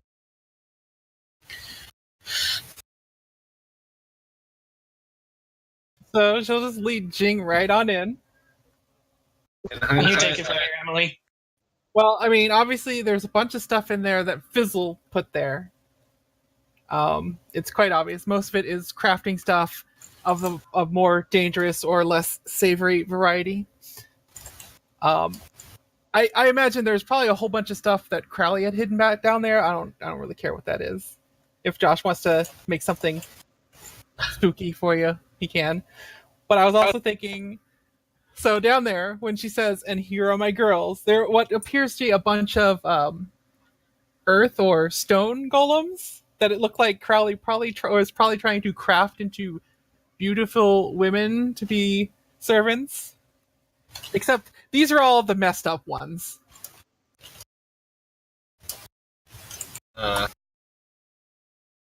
That ones that can't move on their own.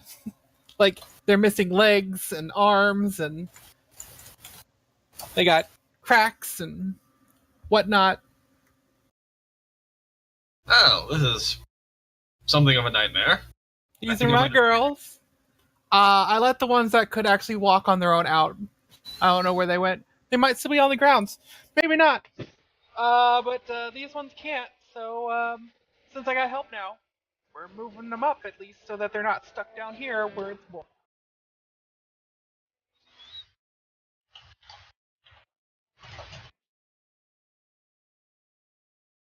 Looking at these attempts makes you really understand why he chose the air element for his maids.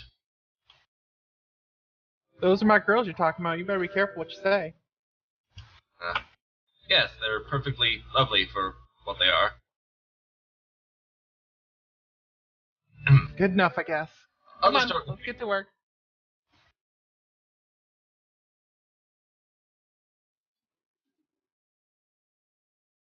And that means everyone gets to come home to a bunch of messed up statues that are alive.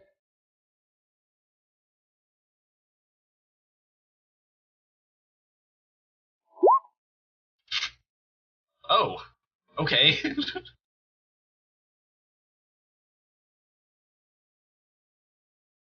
Holy crap.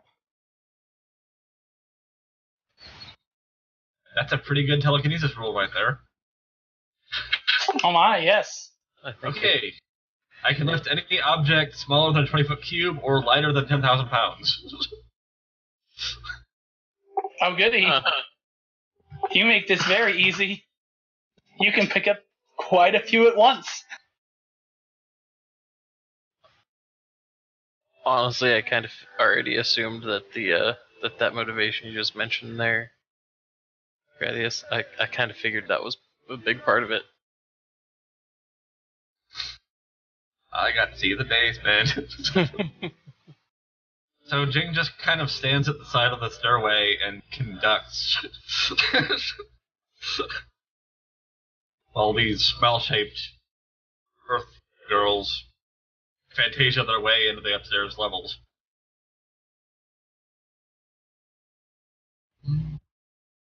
Just get them anywhere. Probably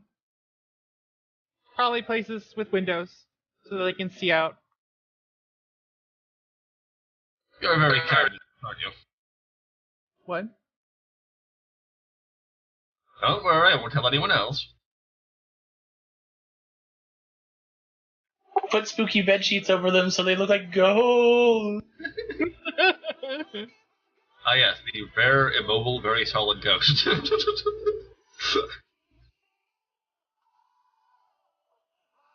like the opposite of a ghost in every way. He just left them down there. Like, these are perfectly nice girls. That sort of, I guess. Well, I guess they're not really girls since they're elementals, but you know. Alchemists, demonologists, and necromancers tend to be, as a lot, not very forgiving of failed experiments. Well, he was a jerk. I'm glad he's dead, probably. Oh, I'm willing to bet he isn't, but anyway.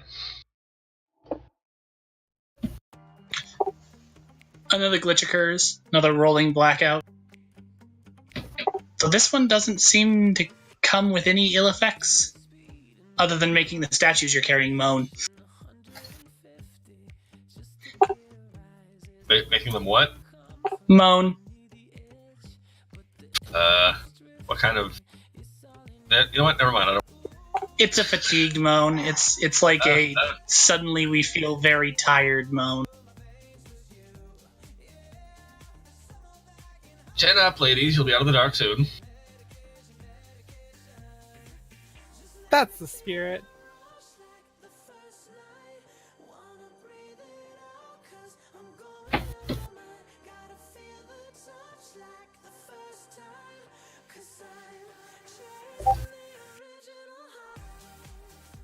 Oh, there are probably some skeletons down there and everything too. There are no skeletons. There are a series of magic summoning circles that are in red paint. Though the runes and things and that are make up these circles don't make a lot of sense. It lends credence to what Sika said, that Alistair Crowley might have been very mad.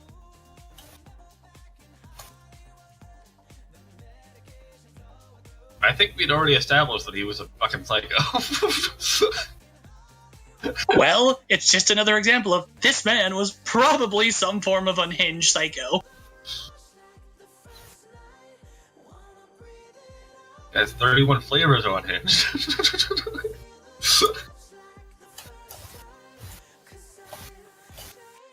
Because, Just Jing, since you have Scholar Academia, you have never seen magic circles be functional, yet with such scrawled penmanship.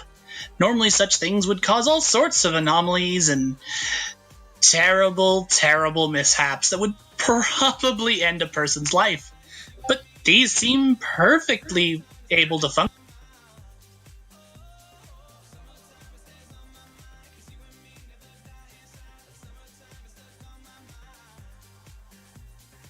Messy, but solid enough. Perhaps we can try them out later. Once we figure out what they do.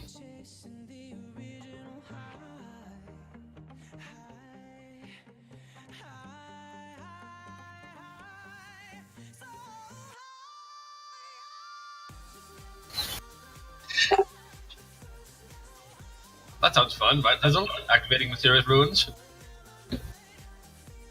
I mean, sure. Why not? Let's go for it. Once the girls are safely out of the basement. Of course.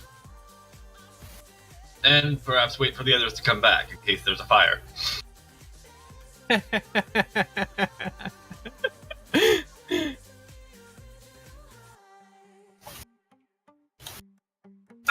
Alright, so let us move Spotlight over to Bulgarian and Tippy again, shall we? Sure. Sure. You went in the morning? Yes. Alright. You advance down the path. Do you stay on the path, or do you attempt to enter in through one of the thick sections of tree? If there is a path, then it seems like the path would be like the thing to do. Okay. Advance along the path some 30 feet, and then you hear that little voice caught out again. Hello, elf and friend. Hello, Green Man. Hello. Matt, you watch this thing swing down from the branch and stand perfectly upside down from that branch, looking at you, giving you a small bow. You hear Fizzle's voice in your ear, like, look at him being such a jerk. When Green Man does his little bow, Malgarian's gonna kind of incline his head in response. And Just Tippy will also kind of bow.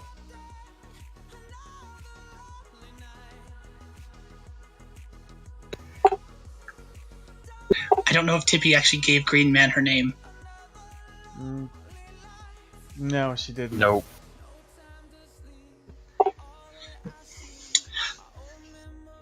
Then again, I don't think Green Man cares, because he's kind of a jerk.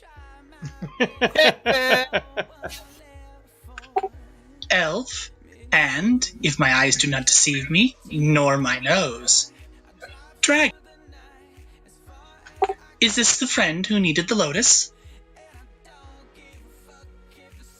Yeah. We're trying to work on some sort of.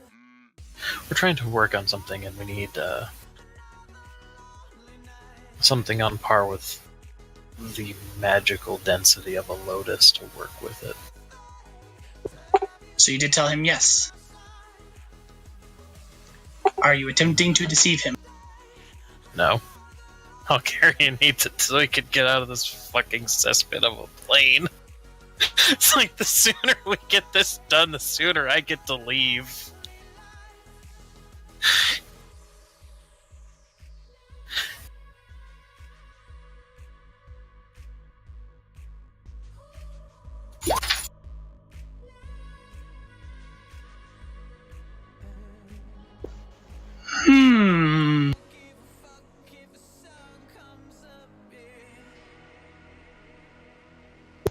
Well, that seems reasonable. So, I would do my due diligence in asking, what is this little project?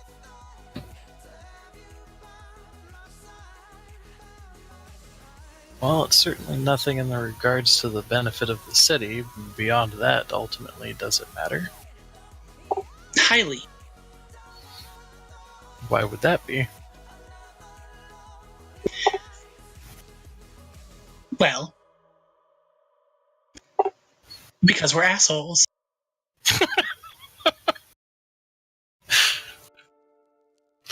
But more importantly, it's because,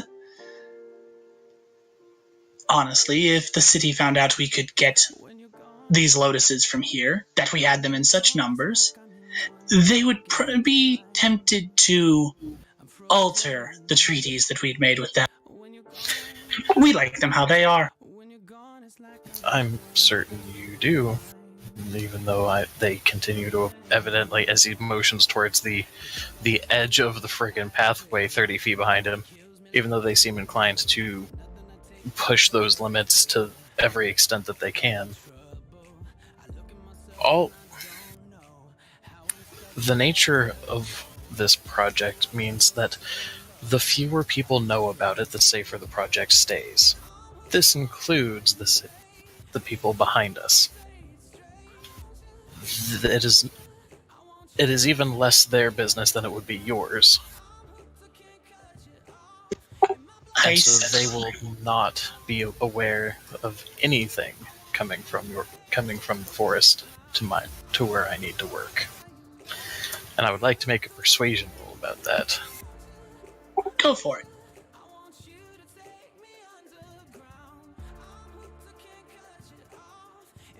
And you will contest it with his presence.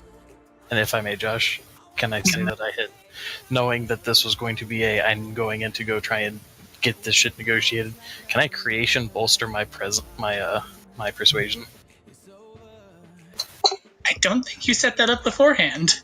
Well, no, because you just immediately started the scene as we're in the forest. True.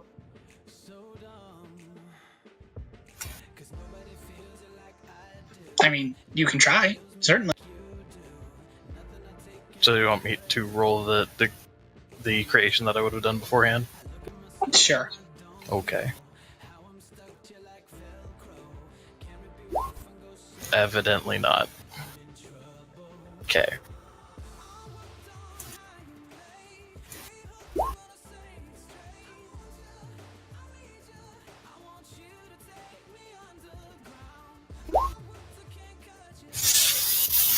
Fuck these dice. He simply ticks his tongue against the roof of his mouth. Now, that didn't quite answer my question. I asked what the nature of that project is.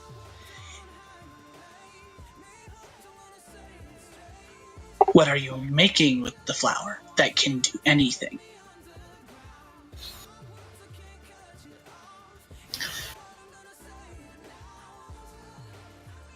I'm and I suppose that is fair. Because asking about the nature of a thing is different than asking what it is exactly I was working on. This project as a whole is meant to see if there are ways to reverse some of the effects that the artificing of this plane has had on its people.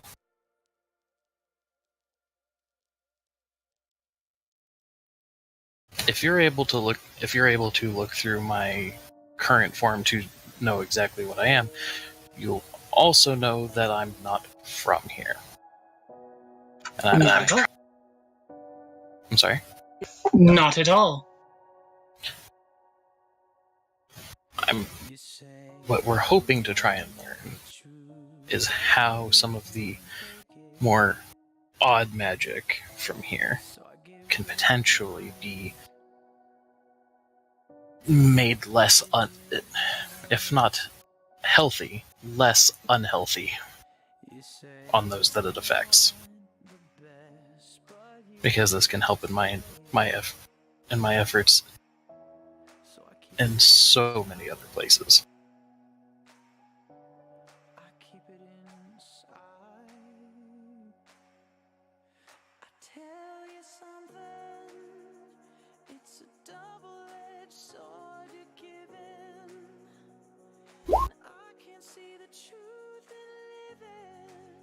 I'm taking it I need to throw another persuasion roll against that. See, that's the thing. You are telling the truth. Mm-hmm. But you're not telling the whole truth. Yeah, and he won't either, so... So far, he has. So far, yes. Because he's done nothing but ask questions. It's true.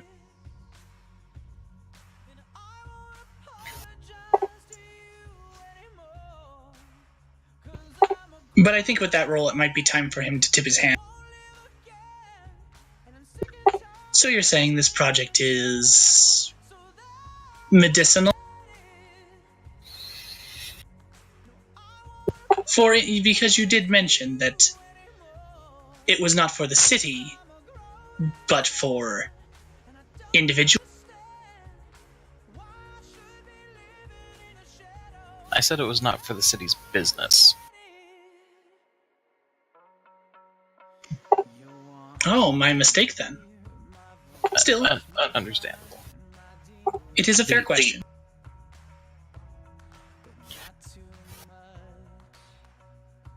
The better that the effects of this magic can be understood, and the better that it can be understood how to correct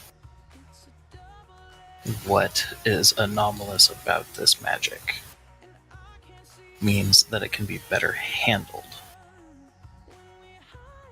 I am someone that makes it a habit of sticking his nose in people's business and trying to fix things. Learning more ways to try to fix things means that I have more cards in my deck to try and do so.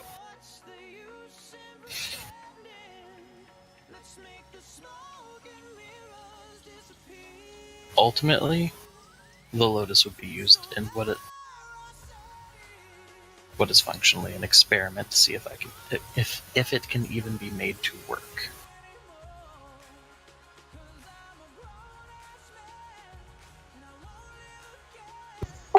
Then he looks at Tippy. Well, Elf, as both creatures of the wood, what say you? Does your companion speak true? Yes.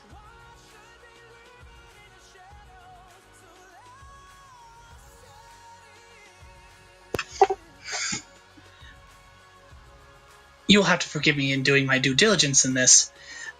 The timing does seem highly odd. Why is that? Here it comes.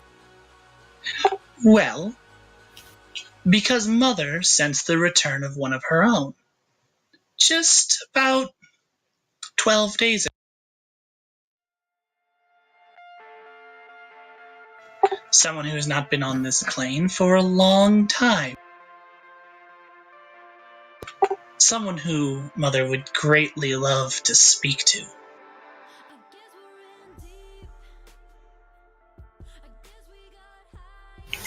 However, Who would that be? a little pixie named Fizzle. Out of character, as a question.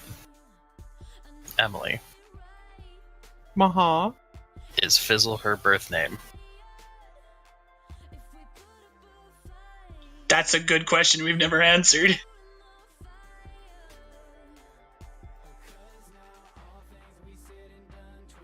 I'm thinking.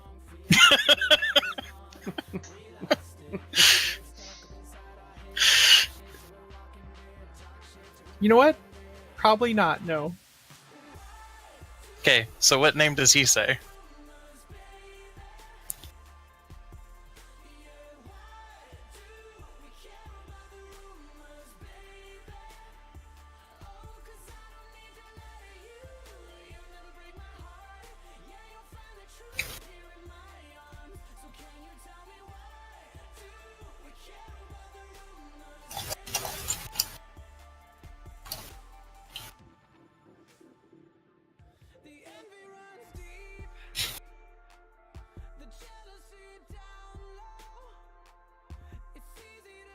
Emily, I think that's more of a you question.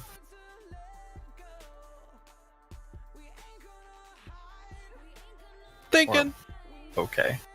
It's just, that was some dead silence. I'm like, did I disconnect?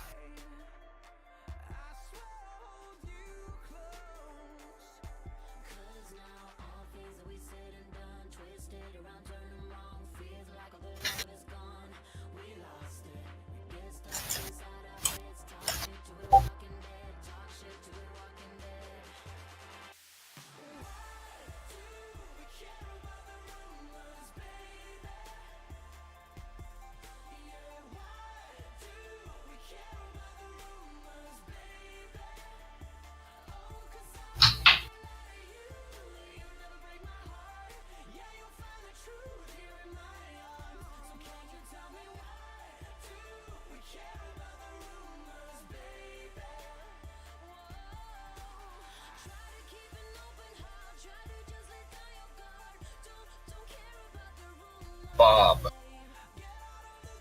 Bob? I don't know its name.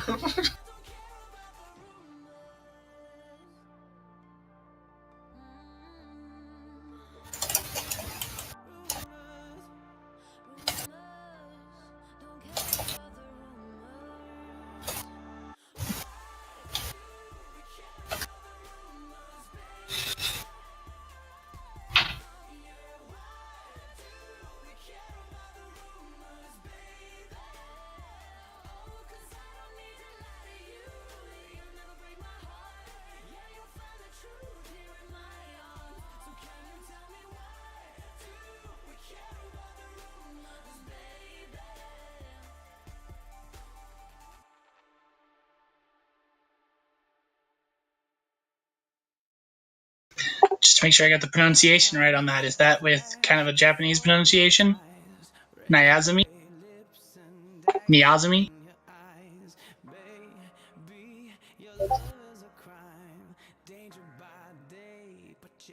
I like Autumn Fart. I think we should go with Autumn Fart. I'm sorry, that just sounds like another name Fizzle would have made up. That was her rebellious teenage years. You mean those still aren't ongoing? No, now she's in her angsty midlife crisis years. See, did I get the pronunciation right of that? That worked. Naya, Oh, yeah. Nyazumi. That is her name. At this point, Malgarian's just gonna kind of look over at Tippy. She's about as tall as me. She's about yay tall. So he's gonna look over at he's gonna look over at Tippy and raise a brow, and then look back over Green Man. And he's just kind of slowly shake his head and never heard of her.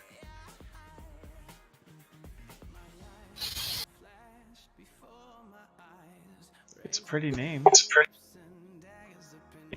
No, very pretty. It was a great misfortune when she was cast. When she It broke Mother's heart.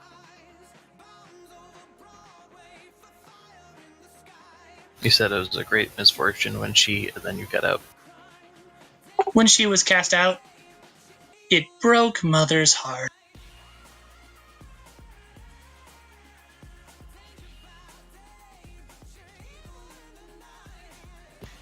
Either way, if you want the Lotus, then...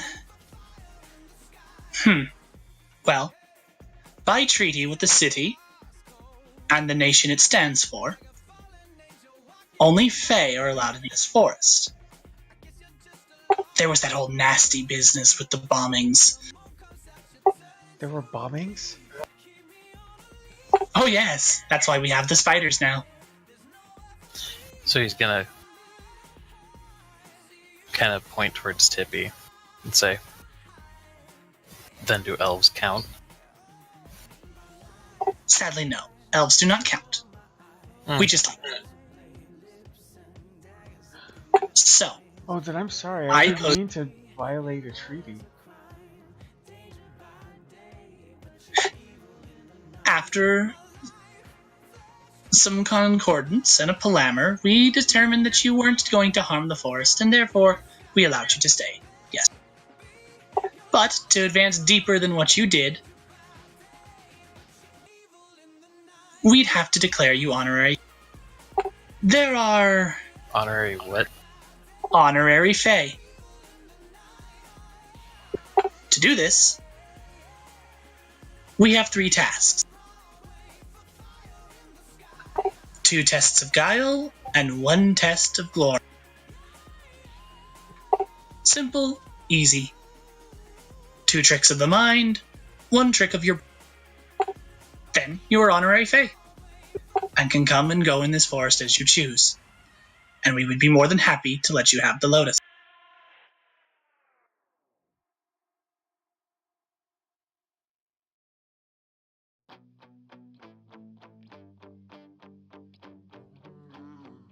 Is this agreeable?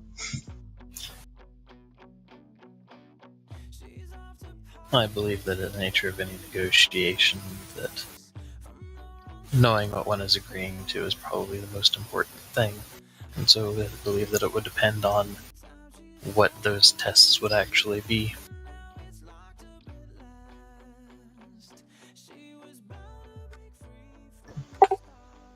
Very well. 1 is to bypass a door.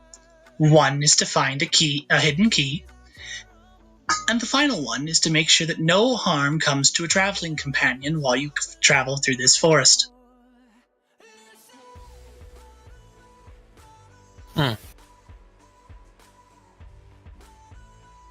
Well, we appreciate your patience and allowing us our unintended trespass and it having been forgiven. And we will return when after we make some considerations. Because, while honorary and while a honorary position is not exactly the same as citizenship, of course, we don't want to end up causing accidental issues with your treaty with the city by having honorary Fae that are doing experiments within their territory. So, we will go and consider our options, and if it turns out that we are not able to perform this experiment, then that will be most unfortunate. Thank you for your patience. And thank you for your... And little fairy about yay tall, and again he indicates his own height. With clockwork wings, please let me know. At that point, Malgarian's just going to kind of nod his head, much like he did to the bow earlier, and then he's going to turn to leave. The green man bows and does his little door trick. Before he goes, Tippy's gonna ask if he minds if she's just sat in the same spot she did yesterday. By all means, have at it. Thank you. I'll meet you back at the house. Malgarius can kind of nod and stick his hands in his pockets as he kind of starts meandering down the street.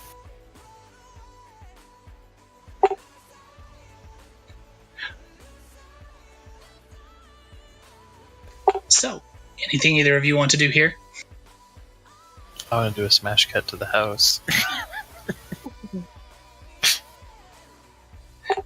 Tiffy's not going to do anything while she's in the clearing, just meditate as before. Yeah, nope. That's she hates the city, so she's Okay. enjoying this. So yes, you need a smash cut to the house. Malgarian turns the doorknob, just throws the door open, takes 3 steps inside, looks across from one side of the foyer to the other. Doesn't know why he was hoping or expecting to see anybody there that could actually answer his question, so instead he just kind of leans his head back and just yells out, "Fizzle, what do you know about a door, a key, and safely getting through the forest?"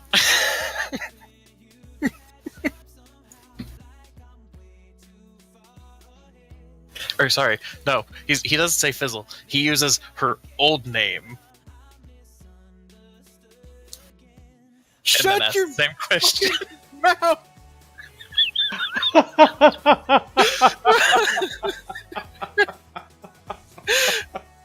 And I think that's probably a good place for us to end it.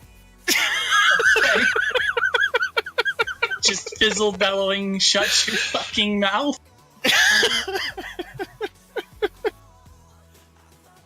Sure, why not? Let's go with that. Let's play some music and head out for the night. Good night, everyone. Good night. Good night.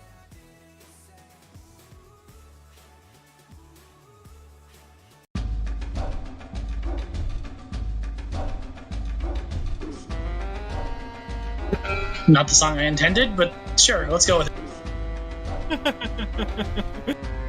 I just want to go on record on the recording of the whole, is that the name that they would know her by is the thing I've been sitting on all fucking week.